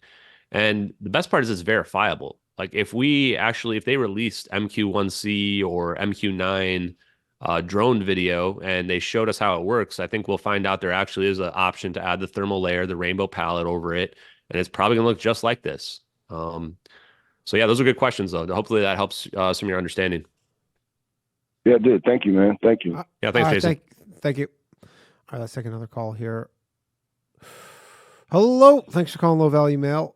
Who am I speaking with? Yo, Hey, is what's this up? Yeah, one sec while I you patch on, you Danny? through. All right, you are on with Ashton. Go ahead. all right? So, I wanted to ask. I'm coming from New England. I didn't expect to get called or get in. You're on. You made it. Is it Kyle or is it Burke? I'm kind of. I'm not Kyle, sure right? who this is. Yeah, I'm not sure who this is. Trying to what's tell your name? based on the screen. Yeah, my name is Kyle. Okay, Kyle, okay. go ahead. Yeah, you're up. Yeah. So, have you ever seen the show Lost? And also, what do you think about J.J. Abrams' take on or not his, but like I'm sure you've seen Lost, but based on like the show, I want to call in, like, ask about your idea on or your thoughts on the show Lost, and if J.J. Abrams was maybe pointing at some wild stuff with plane crashes. Yeah, I think that Lost predates. Yeah, the Lost videos, predates this for sure. But Manifest was one that came out after. I have seen Lost. I have not seen Manifest. Lost, I think the first season was great, and then it's just all pretty much downhill from there. Yeah. Also didn't like the ending at all of Lost. I thought that I remember I was listening to all the podcasts that the creators were. I think it was Damon Lindelof is his name. And they kept just saying, no, it's not purgatory. It's not purgatory at the end. It's like, oh, it was purgatory the whole time. You're like, okay, great. But I think that the idea that, like, in Manifest, one of the things is like the plane disappears and then supposedly comes back in the future. And that's really interesting because time dilation is real. So if this plane, like, let's say, went to another, maybe it goes to Alpha Centauri and comes back at the speed of light, then it actually could come back like years in the future. Go ahead. And would those people be aged? No, because from their perspective, how it works is you have different frame of reference. So from their perspective, it might go either instantaneously or might seem like only a few days passed, or that only, depends on the speed, if they're going faster than the speed of light or not. But that's how time dilation is pretty weird. So like in the movie Interstellar, this is how you can learn how time dilation works. Matthew McConaughey goes to a planet that's right next to a black hole. And because there's so much mass in the black hole, his time slows down. And then the space station that's further away from the black hole, if they were looking at Matthew McConaughey, it's going to look like he's going in slow motion. And so when they get off the planet after like an hour, they get back to the space station and 20 years have gone by. This is how time dilation works. The more mass that you have, the slower you go, the more mass you're next to. Similar with respect to moving at the speed of light. The faster you're moving, the faster your time is flowing. So it looks like you're moving at super speed to everybody else. So if this plane's mass reduces to zero, its time is being sped up like the space station. So if Matthew McConaughey is looking at the space station, his time's going slow. The space station is going to look like it's going super fast. And this is how the universe kind of auto-corrects itself. Can I cut in for 1 Sure. second? Go ahead, sir. Yeah. I just had to. So you went. I just want to know, like, your, like, background, like, academically, because I'm an idiot. I went to university in Massachusetts. I dropped out right away, but you seem like really smart. I'd like to ask like your background. Yeah. So, and don't call yourself stupid. I think that a lot of people, everybody, in my opinion, that everybody has the same capacity and capability. I think that anyone can be great at anything they want to be good at. I disagree 100%. But sure. That's the smart guy answer. Fucking stupid. Like, some people are dumb as shit, but Go ahead. Go ahead and answer that though. I was curious. So like, to answer what the is your question though, background? I actually graduated with a business major in general. I didn't want to do anything too difficult. I just wanted to take kind of the easy road in general. I'm a healthcare IT consultant. I work with databases. I work with computers. I guess you could call me an analyst. I call myself a database architect. But what my job is essentially understanding computer systems and then taking real life workflows and trying to get those the computer system to work very efficiently for those real life workflows. And maybe that gives me a leg up in this. I don't really know. The only reason why I seem to understand the science to the degree that I do is that I've been studying it for the last 3 months from physicists and engineers that have either I've reached out to or that they've come to me in my replies and helped me to understand it. But I still have a very long way to go, to be honest with you. But what I've learned is this, and this is hopefully gives you some inspiration, is that it doesn't matter what your pedigree is or how many letters you have next to your name. That's not what makes an expert. What makes an expert is Right. the people that put the time in to understand it. And I guarantee you, even you or anyone else can understand this stuff as well. It just takes time going through it. And if you were to follow Yeah. along our streams, like, you might find that you become extremely smart. Well, I'm not like like I studied, I didn't study that hard. I graduated like a decent, GPA, but Seems all right. I probably smoked too much weed in like high school, but that'll do it. All right, you have any other questions there, caller? After the Lost episode, kind of question, I'd rather give it off to another right. caller. Well, thanks, Kyle. it. Appreciate you, man. Thanks, man. And so what exactly triggered you getting into this whole thing 3 months ago? So 3 months ago, you just were like, had heard of this, and that was that. Yeah, so I have always been interested in plane crashes because I am extremely afraid of flying, and I've always been afraid of flying. And my job has actually I've had to fly a lot for my job. I used to fly every single week for 7 years straight. I've actually probably flown more than most people ever will in their lives. And I still have been afraid every single time. And so that's why I've looked into them. Even before I saw these videos, I knew there was something wrong with MH370. There's no way the United States government was not tracking a rogue 777 in a post 9/11 world. I didn't know we would get to the depths that we did with this. And the true reality, I'm always 100% open and honest about everything related to the case. Is I saw the videos. We got to the point where the community had essentially proven that what we were looking at in the satellite video is a Citrix session with this mouse over the screen logged into the actual spy satellite database. When we got to that point, I said to myself, well, if this is real, we'd be able to prove everything to be real, right? It should be that everything checks out to be accurate to what the real story of this plane is. And I think we're at that point now where it does check out to a degree where it just, if this is a hoax, then they hoaxed it to the degree that this is really what happened. But the reason why I chose insane attention to detail, like the mouse cursor. Yes. All this stuff is the mouse cursor changes colors when it goes over the clouds or over the water as well, where it's like, what the amount of detail added to this is just, and that's not even I guess the question is for what? Yeah. And for what? With no credit that they ever wanted, they didn't want to collect $150,000. Like, they could have come through and said, like, I'm the guy who made it. I just was. And all they had to do was just have the files, which of course you're going to still have these files. If you created these masterpieces, you're going to have these from 10 years ago.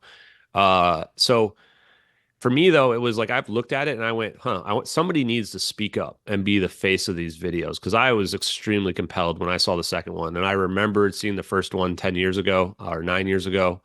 And back then I didn't know it could be real. And then I looked at my own background and I went, why shouldn't it just be me? I have a security clearance with the government. That takes away a lot of the discrediting capability that people do. I thought about Bob Lazar, who I think Bob Lazar probably is telling the truth, but even if you don't think he's telling the truth, whatever. But you looked at him and you realize, what they do is they discredit people, right? They might kill people, but in general, they can't kill people. They're too high profile. They have to just discredit them. They have to, for Bob Lazar, they potentially just destroyed his school records, which would have been on paper, would have been easy to destroy them. Yeah. And then everybody's just going, well, he didn't really graduate. We can't trust anything he says, right? Even though he clearly worked at Los Alamos. There's little news articles about it. So, I realized that, okay, well, the security clearance will get rid of a lot of the debunk stuff that people would discredit me for. And it's not impossible to discredit me. But I realized too that, if I can build a momentum on social media, then maybe we can make something happen. And that's where we're at now. I think that I look back, it's even incredible to me that I've got 72,000 followers. I'm like, this is more followers than any of your state representatives that are not congressmen or senators. Yeah, they don't have this many followers. There's people that have been on TV dozens of times that have less followers. For sure. And I think this just goes to show the weight of the evidence. So my approach has always been to make it as credible as possible, even though we're dealing with literal technology that people seem to think is magic. And that people want to say that it's aliens, which anybody who's trying to say that I think it's aliens is just a straight up liar. If we presented a scientific method, which is here's all the evidence, let me just lay it out and let's just, And even now, I realize too, I should be streaming everything I'm doing so people can literally watch in real time. And that's what I've been doing for the last, Yeah, I don't you were know, doing that just month. before this, right? You were just Yeah, yeah. And and I do and that this because is I want people to be fully transparent, right? So they can see yeah. exactly how it's playing out. And that way it makes it much more difficult to discredit me and discredit the case. And now, I mean, you see the discrediting. Literally nobody is refuting the evidence. No one is, right? And I don't think anybody even has. I've got like these grifter YouTubers who are trying to like leech off of me, right? And trying to either dunk on me for views and all this stuff. And it's disgusting. If you're one of these people, like you are a terrible, terrible person. Like I'm And all they're literally saying just is they're trying to get just the like it's truth of the fake, video. right? Like all they say Not is just it's that, they're not even saying it's like they're saying it's a fake or whatever. Like the two lines of attack are like Ashton's a grifter, which is the most nonsensical thing ever because I make more money at my job in 1 week than I have throughout this entire process. yeah. And Yeah, then I the can other assure thing is, people out there, podcasting is not as lucrative as you think it is. yeah, no, definitely. I mean, I'm not doing it for the money either. Yeah. But if I lose my job, maybe I'll have to just fall back on it. Sure. Do But people at yes, your work know where you're up to with all this stuff?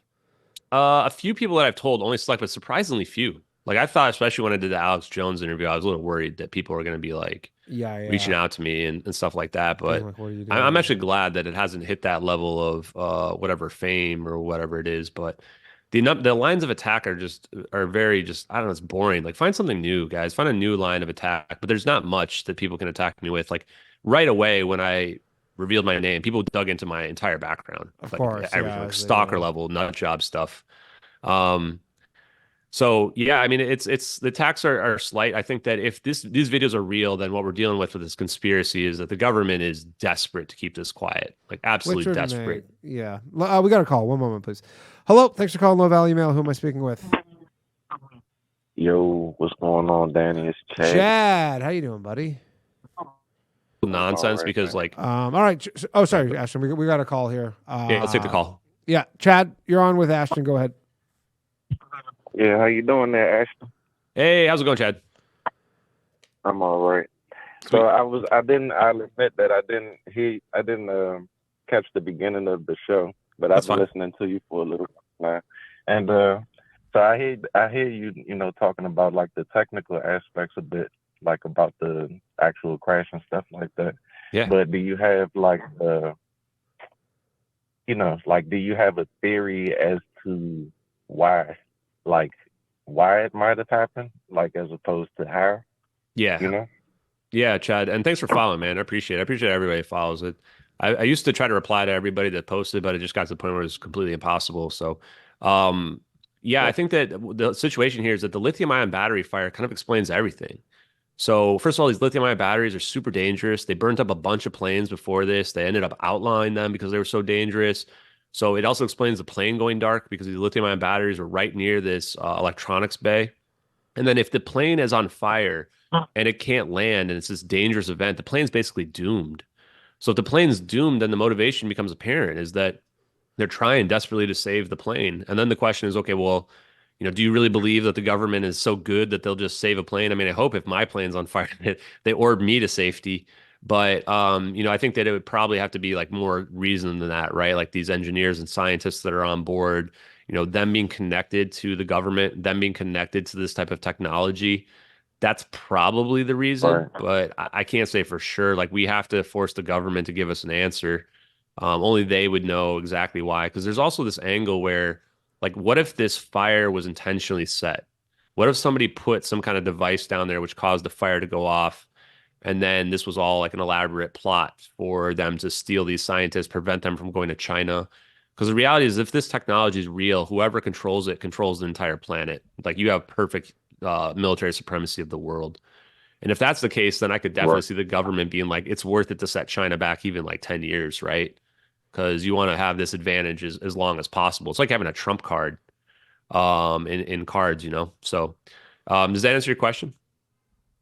Yeah. No, it does.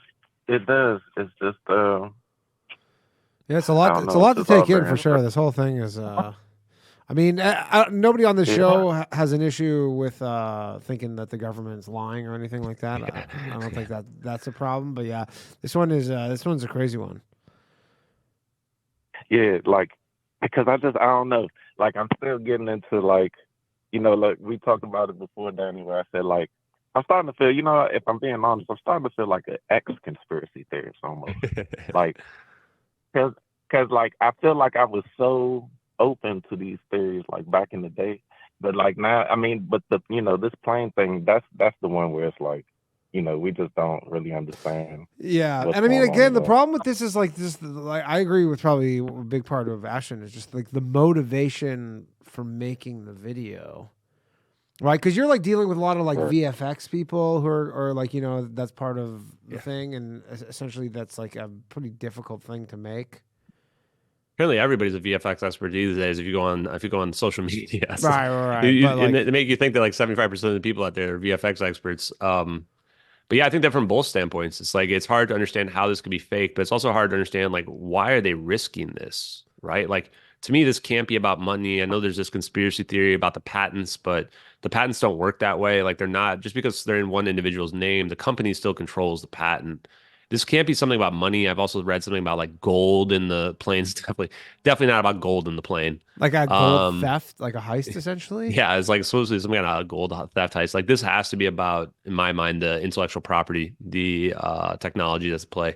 Because you only risk this. Now, of course, the military would not have expected it to leak, though, right? And this is part of the motive as well, is that potentially the person that leaked this didn't even know what they were looking at, right? It's not like they tell the person who's in the spy plane, hey, it's time to release the Lockheed Martin orbs, right? And so if you're like a random person, a military person, and what I've been told from the inside is from sources, and I hate being the person who's like, oh, my sources say, but that there's like two sides, and that most of the military doesn't even know about this technology. And that from the inside, there's a very select few, and some of them want the information to come out because they're getting older and they want their children and grandchildren to grow up in a better world. And the other side is going, no, this is too risky. It can't be leaked out.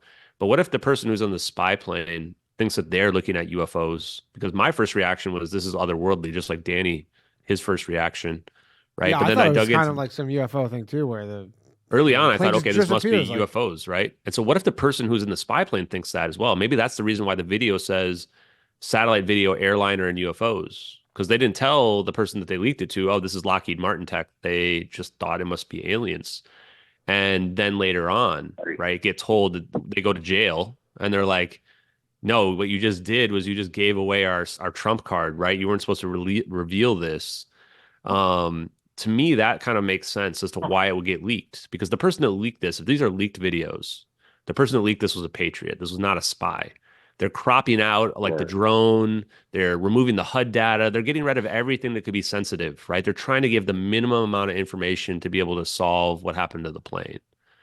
So it tells a whole story, not just of what happened to the plane, but it tells a story of who the leaker might be as well. And that's how we were able to find Lieutenant Commander Edward C. Lynn, who checks every single box to be the leaker. I mean, the fact, if it's not him, why has he not reached out to me to tell me to stop blasting his name all over social media on every single appearance I've been doing? Right. This guy's in prison. That's true. He came out, he got out like probably a year or two ago because he got 3 years shaved Have you made off his any sentence. attempt to go find him, to contact him in any way? I'm not going to show up on his door, but we found a phone number that had a pretty strong likelihood of being his phone number, called the phone number. Somebody picked up and hung up immediately, which is weird because if it goes to voicemail, then, it's going to be like, this is Edward C. Lynn's phone number. Leave me a message, right? Yeah. And so I sent him a message because the reality is, for me, if this guy is the legit, he's my hero as well. Somebody to make this sacrifice and leak these videos, even if they thought it was UFO videos, like people in the UFO community, this is what they've been claiming, is like, we need somebody to go to prison in order to leak some classified videos, right?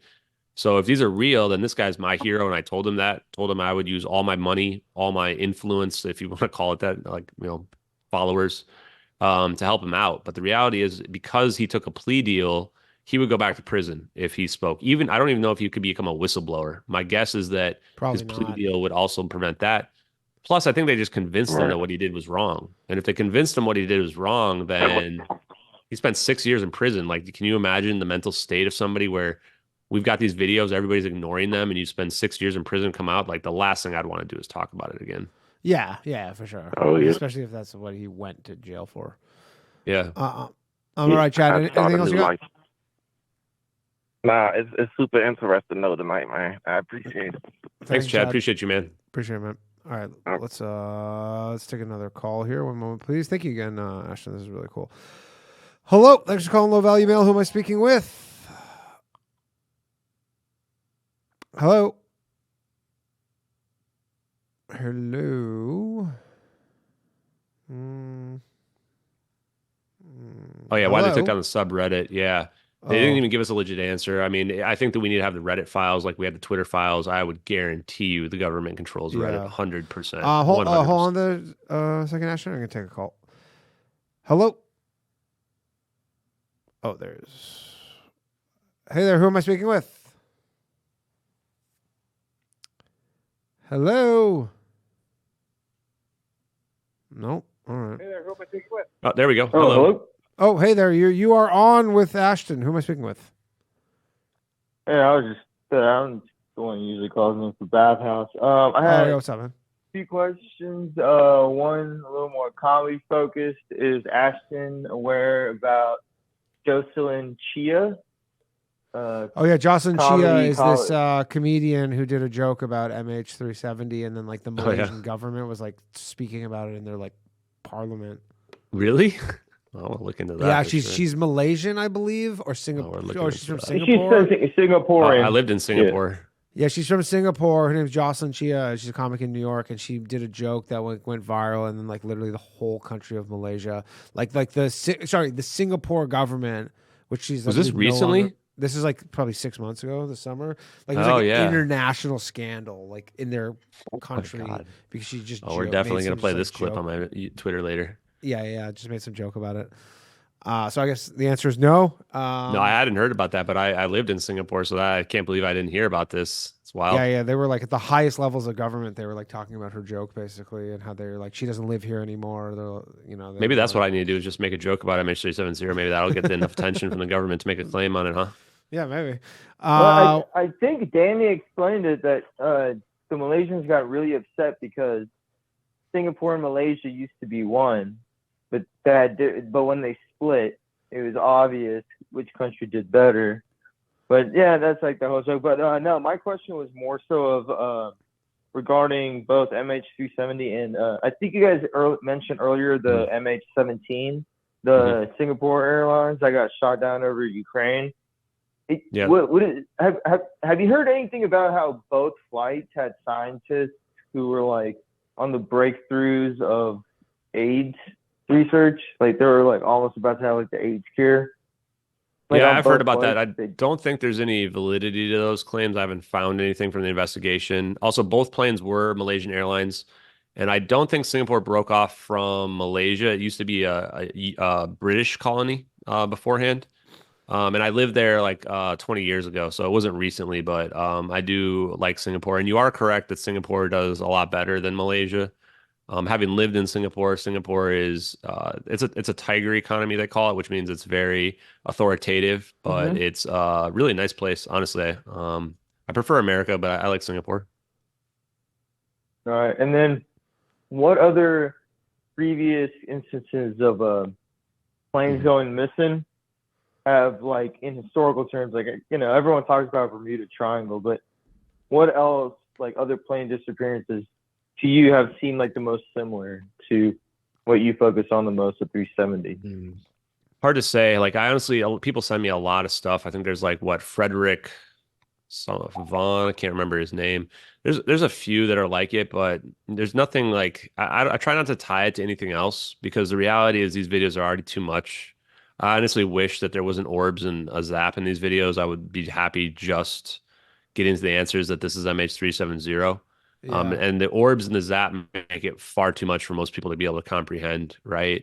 I think unless you're in the UFO community, like this is just too much. I still have people, even though I've literally for 3 months been saying I think it's human technology, our technology, people still defame me and claim that I'm a UFO guy or that I think it's aliens, which I literally do not think that, even though I'm happy for people to think whatever they want.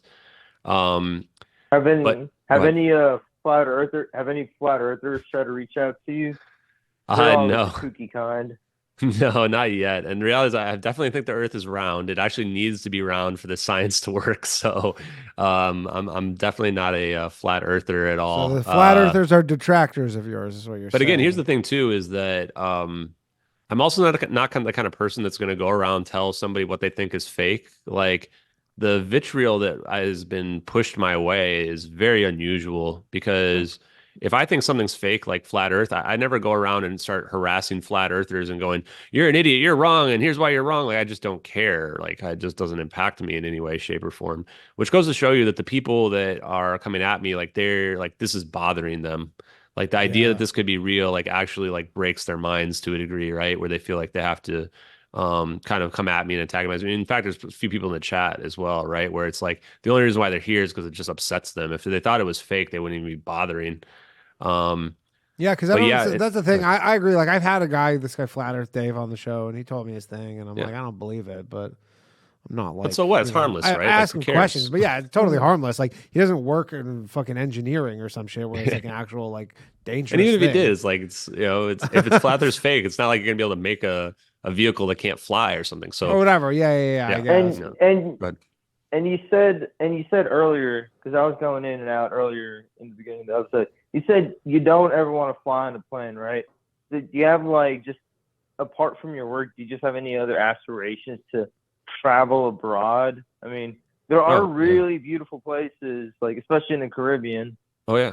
Places that are you can access by boat, but it's just like, would you ever have a change of heart? Like you're like, you know what, maybe I will take a plane. Oh, I still fly. Every time I take a plane. I still fly. I'm just still afraid of it. Okay. So just to let you know, like, and first of all, you want to know the hierarchy, I'm most afraid of lithium-ion batteries, and then in my plane. So please, people, do not put them in your cargo. And then after that, I'm afraid of the government orbiting my plane. And then after that, I'm afraid of non-human intelligence orbiting my plane if it is. But that's what I'm least afraid of because you can avoid non-human intelligence, right? The government orbiting me scares me, but again, these lithium-ion batteries are the most scary. But if I can fly, then you guys shouldn't be afraid to fly. I mean, the chances are still extremely low. Do you do any ritual? Like, some people like take a Xanax, some people like a few cocktails.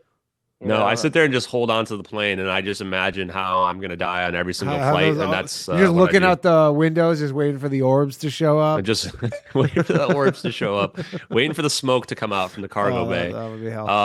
No, I just come to terms with that. This might be my last flight every single time. If you want to really know the truth, and I've flown like that's my thought every time. That's my thought every time. That's why I enjoy every single flight. I love flying. Funny. All right, you just love the thrill. Thanks a lot, sir. Yeah. I just had a flight yesterday or 2 days ago. It was pretty bumpy, and they told us too. They go, it's gonna be. They didn't, like sometimes in midair, it's like, oh, we got some turbulence before we took off. They're like, this is gonna be a bad one, everybody. There's been a few where I'm sitting there, I'm like, well, this is it. The plane's like shaking up and down, and there's just like a woman next to me, just looking at her, watching a movie on her iPad, completely unaffected. I'm sitting here sweating, like, oh man. Yeah, that's what you got to do. All right, I got another call here. One moment, please. Hello, thanks for calling Low Value Mail. Who am I speaking with? Hello. All right, I got another call here. One moment, please. Hello. I don't know what's going on today. People keep doing this. Hello. They're going to hang up on them. Hello. All right. Let's try this one here. Hello. Thanks for calling Low Value Mail. Who am I speaking with? I assume I know who this is. Yo, what's going on? Tony Scarboni. One moment, please. I'm going to patch you through. And here we go. All right, Tony, you're on with Ashton Forbes. Go ahead. Ashton, hey man, what's going on? Hey, how's it going? Pretty good. I want to know, I keep my friends and can you speak up a little bit, Tony? Yo. Yeah, I can hear you fine. Yeah.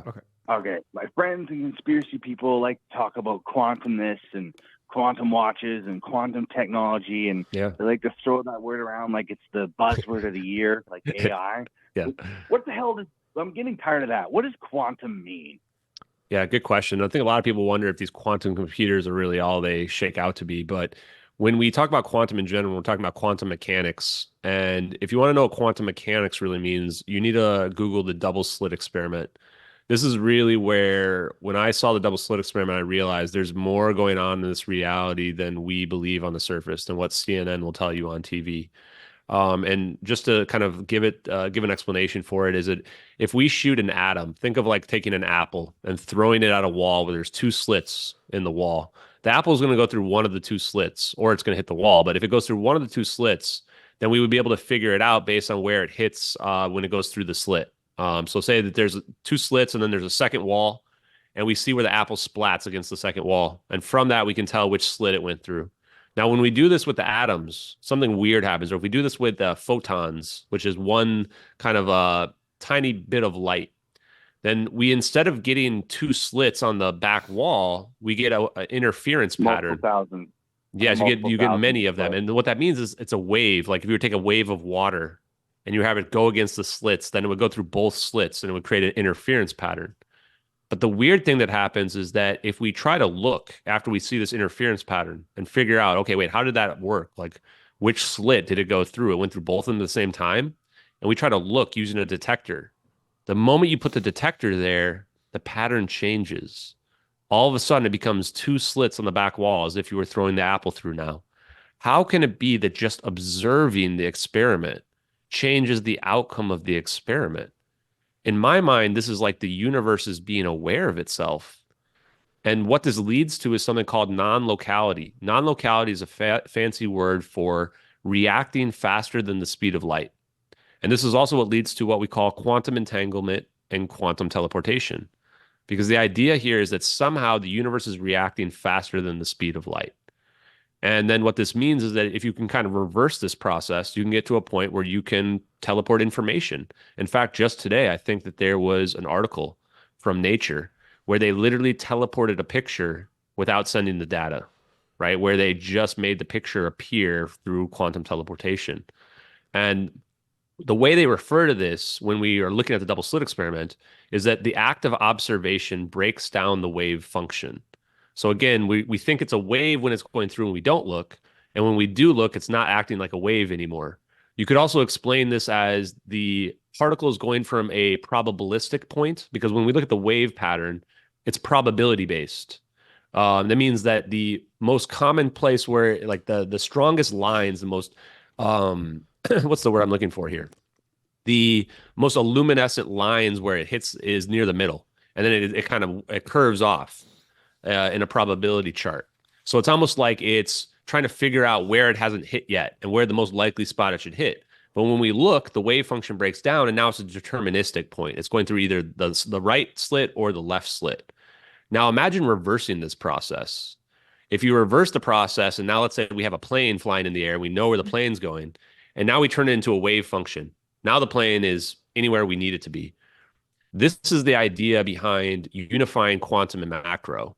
The idea is that we can have a macro-sized object, an object that we can see with our eyes, have the same function and same properties and behaviors that a microscopic, or not even microscopic, because microscopic means you can see it through a microscope, but a quantum object, something that's extremely tiny, like the size of one atom. And this is interesting because what it leads to is this idea that there isn't a difference between large things like a star or even like a neutron star and an atom, that the only difference is the properties. And if you can have the properties of an object that's macro size, have the same properties of something that's quantum, then you can have the same behaviors, the same properties of them. They can function the same way, which quantum objects have no mass. We can get them to move at the speed of light. And this is the same idea of in the case of mass reduction of the plane. If you can have the plane become like a quantum property, its mass is reduced to zero, and its time speeds up, and now it can move at the speed of light, or like the wave function, like the non-locality that we see in the double slit experiment, it can even move faster than the speed of light. And that's, I think, that people talk about when they talk about quantum mechanics. So if anyone doesn't believe that's real, all you need to do is go watch the double slit experiment. And if you can figure out how the double slit experiment is, then you've got a Nobel Prize waiting for you. To date, nobody has collected that Nobel Prize. Huh. But like, will that plane, wherever it's whatever destination or wherever it's going to, will it appear as the same plane with all the same people and the same things in it, or does it then become something So if for inertial mass reduction, some of these scientific patents that come from Salvatore Pais, as well as there's some wormhole papers that kind of broach the same scientific theories. If you Google popular mechanics wormhole papers, they argue that you can create a double-sided shell around an object. And the idea is that the stuff inside the shell won't be impacted by what's happening outside the shell. And so theoretically, and this is again just total theory, and I'm pretty much speculating because this is already deep enough, is the idea is that you can have the overall object act like a wave function, achieve those speed of light properties, but from within it, you're going to have a different frame of reference. So for the people inside, it's just going to feel, you're not going to feel any of the gravitational effects. You're not going to feel the speed of light. So again, if this is happening, we're already kind of cheating in a video game. So we might as well cheat a little bit more and make it so that the people inside don't feel anything. And that's what these wormhole papers say, is that you can create a double-sided electromagnetic shell around an object that can essentially protect the people on the inside so they're not going to get liquefied and is from that what this the orbs acceleration. are? I don't think that's what the orbs are, but they may be inducing that. So or that's what they're again, doing. I can't say for sure. I would say that it's already looking pretty grim for the passengers on board this plane before we even get to this point. And if it's experimental, then like the Philadelphia experiment, which is actually somebody asked earlier, what's a similar experiment? Philadelphia experiment's probably the closest one. This was in the 40s. And there's like pictures, I don't know if they're real or not, of like people trapped inside the wall of the boat of the USS was it Roosevelt? I can't remember. So and then that would be what you'd be afraid of, right? Is that if you don't have this electromagnetic shell that's protecting the people inside the plane, which doesn't necessarily have to be a bubble, it can probably be any shape you want it to be, then most likely those people are going to not survive this journey. But I don't think they would be like different people, but who knows, honestly. It depends on if you believe in stuff like string theory, and that if it goes to like a different timeline or something like that. Yeah, I was thinking about that because it's a possibility. I guess my last question, and thank you so much for answering, and great tonight, Danny. Is my crazy people say that we're like I don't know, within striking distance, like 6 years of like having this technology available to the public. Now it sounds like it's being experimented upon with governments, but like really and truthfully, we're probably many more years away from that, aren't we? Like there's probably a lot of people of interest who like wouldn't want stuff like this to be in public hands, kind of like how ChatGPT, something like ChatGPT. Well, they probably wanted just military only. Yeah, what I've been told is that we might have had this for decades. Now, my opinion is that based on the Lockheed Martin patents, it probably, like just from an evidence standpoint, if we had this technology, we probably got it around 2010, 2011, somewhere in that range. But there's people that have told me, hey, we've had this for more than 10 years, maybe decades. But my personal opinion is this will never be revealed within our lifetimes. It's just, I think it's too dangerous. The only way it would get revealed is if another incident like this happens where it gets used and it's undeniable, and then the public figures it out. But from the public, just from what I've weighed from the public and how people have, how angry people have gotten about it and stuff like that, I think we're a long way off from getting to a consciousness level where we can believe this type of technology is real. And I think this is what holds up UAP disclosure in general. The people that want UFO disclosure, UAP disclosure, whatever you want to call it, I mean, I'm just going to be honest with you guys, it's not going to happen. If this technology is real, it's a national defense situation, and they're trying to keep it secret, not just because society will collapse. I mean, the whole Middle East is dependent on oil, and overnight, new power systems would come out that would change the entire world. That part is, yeah, sure, it's disruptive, but it's not going to end civilization. The stuff that would end civilization is if, like, let's say ISIS terrorists have the ability to create a weapon that can destroy the whole planet. That's what would end civilization. And that's what I think the people that are hiding this are really afraid of. And I also don't think they're afraid that religious people are going to lose their minds. In fact, I think it's the opposite. The religious people will absorb these beliefs and reconcile them, and will realize that if the universe is aware of itself, it means we live in a construct, which means that there's potentially a creator. And then that becomes completely consistent with faith, right? The people whose minds get broken are the CNN brain people, the people that think that, oh, all this is magic, this can't be real, blah, blah, blah. Like, those are the people that are going to have complete meltdowns. And those are the people that are going to be, we actually have to worry about what they'll do to themselves, because they'll think that, oh, none of this matters. I'm just going to go, I'm an avatar body and I'm going to go on to the next world, right? That's what I think we have to be afraid of there. So that's just my opinion, though. All right, Tony. It really seems like technology has exploded in the last 50 or 60 years since Area 51 and nuclear weapons and all that shit. Yeah. But all right, thank you so Tony. much. Thank you. Yeah, and I'll say about that technology too is that, listen to JFK's moon speech, man. Like that's when I listen to his moon speech, I think, man, this is a guy that potentially knew the secrets of all the technology and everything, and they just silenced him because they were afraid that he would reveal it all. I mean, he talks about how fast that we have advanced when he's talking about going to the moon. And when you think about it from those time scales, you think, man, we have advanced a lot. Like it doesn't feel like a natural amount of advancement. It feels like we've potentially even had technology slowly dripping out to us over the last 80 years. And that we've been getting a lot more advanced than we would have naturally. But I mean, I don't know. You just lost like 15% of the people listening to this who don't believe we went to the moon. But so how do you see this?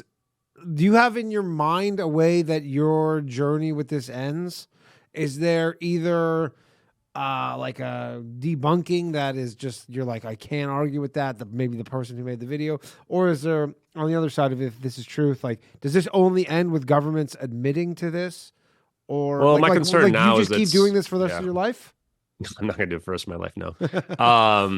I mean, eventually the science will catch up, right? The science will catch up. And when the science catches up, then people will realize that the science is going to check out in the videos. That's my true opinion. Or what'll happen is another leak will happen, and there will be a leak that will show this technology that will corroborate the events. We're already seeing orbs everywhere. And my opinion is a lot of the orbs we're seeing now.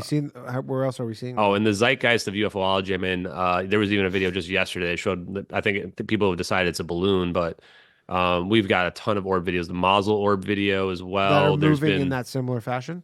There's even ones where there's 3 lit up orbs. One was actually of a plane that was flying either to or from Atlanta in 2013. There's a lot that are similar to this. They're just not as compelling, right? But in my mind, the only way it's going to end is the government has to issue a statement. If the government issues a statement, then we will corroborate that statement, compare it to the evidence to see if it makes any sense. I don't think that they're allowed to lie. I think that they have to either deny or they have to tell the truth.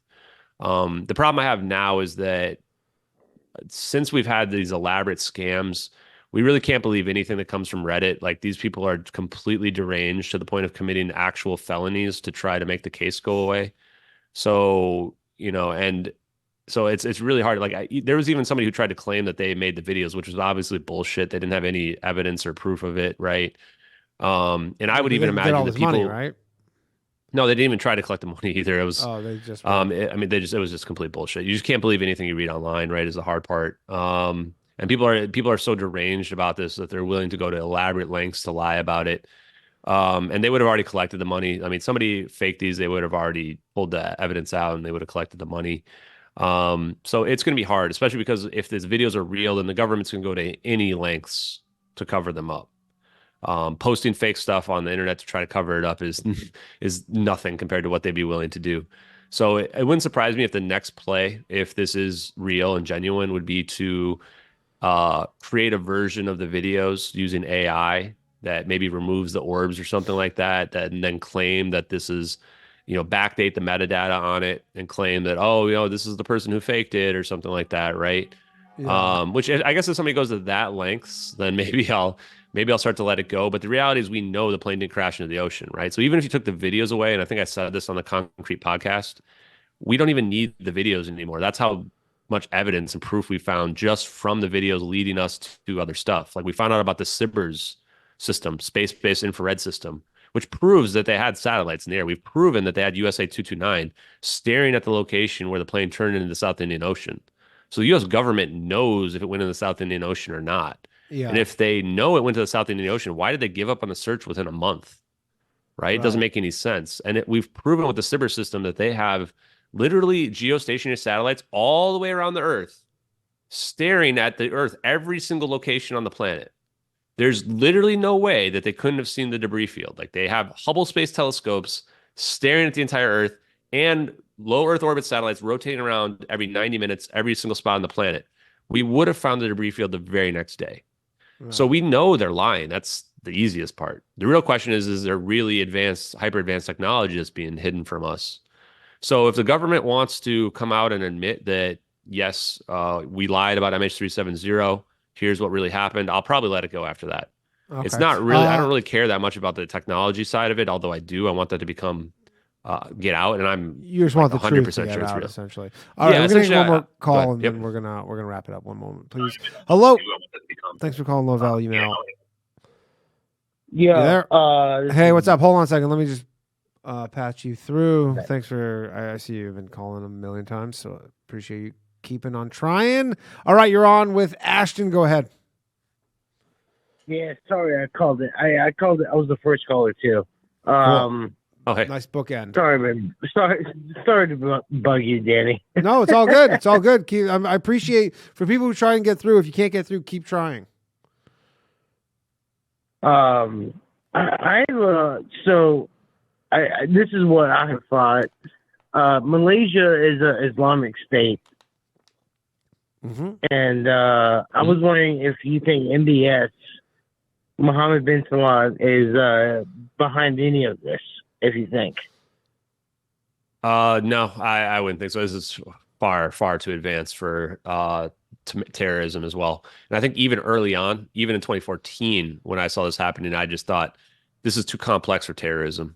You know, it didn't but make also any sense. they take credit for it. That's like they take credit for shit they don't do. And what I'll tell people of this too, this is going to 9/11 related. So I had just moved back from Singapore like a year after when 9/11 happened. And in overseas, Osama bin Laden was actually known much more because international news is a lot better than American news. And it would report on stuff. American news only reports on stuff that happens in America usually. And then the stuff that you get from outside of America is very curated. We knew that Osama bin Laden was a threat because he blew up the USS Cole, which was probably 1999 or 2000. And this was widely reported in Singapore and where I was living, as well as all over the world. And so when 9/11 happened, actually, and I don't know if people believe this or not, but I immediately went, Osama bin Laden did this. That was literally what I said to people who were my friends right away.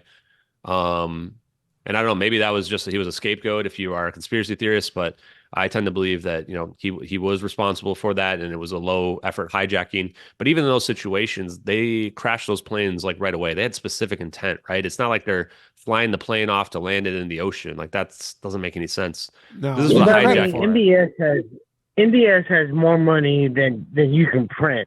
You know what I'm saying? Yeah. Like, but again, what's the motive? Like you got to think motive. Yeah, the question is, what's the motive, right? Like, and if they are, it's hijack.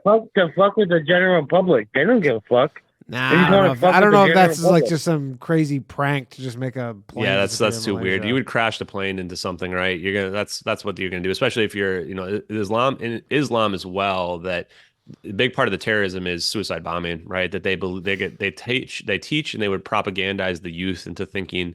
To kind of quote they're going to get 72 versions. I mean, 72 versions does sound very nice. It doesn't sound bad.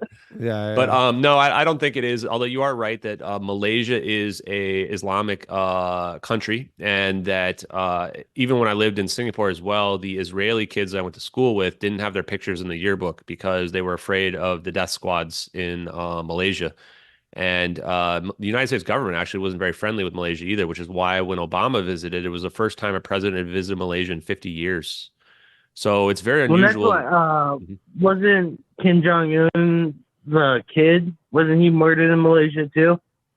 Not sure, honestly. Like, you mean the Kim Jong-un, like the heir, the heir after he like died, the brother or something. I can't remember. Oh yeah, there was like some poisoning or something. Wasn't it the brother? There was like it was like he was poisoned or something.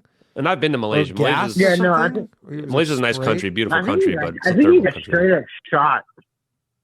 Yeah, I thought he was like sprayed. Straight up shot. Yeah. Anyways, all right, thanks, caller. He was like the brother. Thanks, man. Yeah. Okay, thanks. We gotta wrap it up. All right, that has been the show. Thank you again, Ashton. I really appreciate taking the time. Where can people find you? Where's the best place for them to keep up with your work? Yeah, the best places are on YouTube and Twitter right now. I'm thinking about switching over to Kick. I don't know if it's better for streaming or not, honestly. But yeah, then just YouTube? at YouTube's best. Is it? Okay.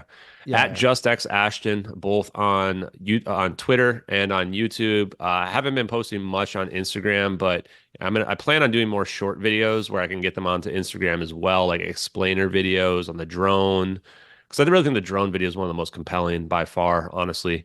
And yeah, you guys can follow along. I've been streaming pretty much every single night, honestly, on YouTube, and we've got a really awesome community of people. We do a bit of science, we do some investigation. If I'm feeling spicy, then you might hear me get spicy with some of the YouTubers who try to talk smack. Sure. And we do some memes as well. So nobody can out meme our community. So don't even try. Honestly, they are ruthless. So yeah, it's a lot of fun, honestly. And if people want to learn some of the science stuff, like honestly, nobody should put themselves down.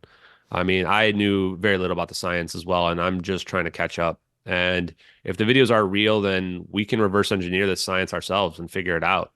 And that's kind of the goal is if we can figure out how the science works, if we can create a gravitational wave, if we can create room temperature superconductivity or what they call high temperature superconductivity, which is what we think is needed here, then we can force the government to come knock on our doors. That would be a fun achievement. Okay. Well, thank you very much, everybody, for watching. Definitely go follow Ashton everywhere. New episode of The Bathhouse tomorrow night, 10:30 p.m. And as mentioned, these live streams will come down immediately, but the full episode will be up tomorrow at noon. Thank you very much, everybody, again, all of you, and we will see you all very soon. Good night. Thanks. My shit heroic. Empathic abilities, yeah, my face be also stoic. Bleep, blow up, nigga, that just means I'm working. They see me as a leader, so that's why I'm Captain Kirkin. These tracks from the stars, that much is for certain. You can fit this hit if you up or if you hurt. I'm raising my stock, not talking my feet in some Birkin. Number Johnny 5, got a fucking short circuit. Bring the track to life when I spit phenomenal. When I hit, she feel that shit in her abdominals. These rappers make me laugh like comic view, they comic through. You know I got a ball that I hit the track running just like Sonic do. They don't wanna turn on my light switch. Yeah, they was trying to get me on my hype shit. Yeah, they don't wanna turn on my light switch. Yeah, and they tried to down me up some KO type shit. Yeah, they don't wanna turn on my light switch. Yeah, now we pulling up fresh on some flight shit. They don't wanna turn on my light switch. Yeah, they don't wanna turn on my light switch. They don't wanna turn on my light switch. Yeah, they was trying to get me on my hype shit. Yeah, they don't wanna turn on my light switch. Yeah, and they tried to down me up some KO type shit. Yeah, they don't wanna turn on my light switch. Yeah, I'm pulling up fresh on some flight shit.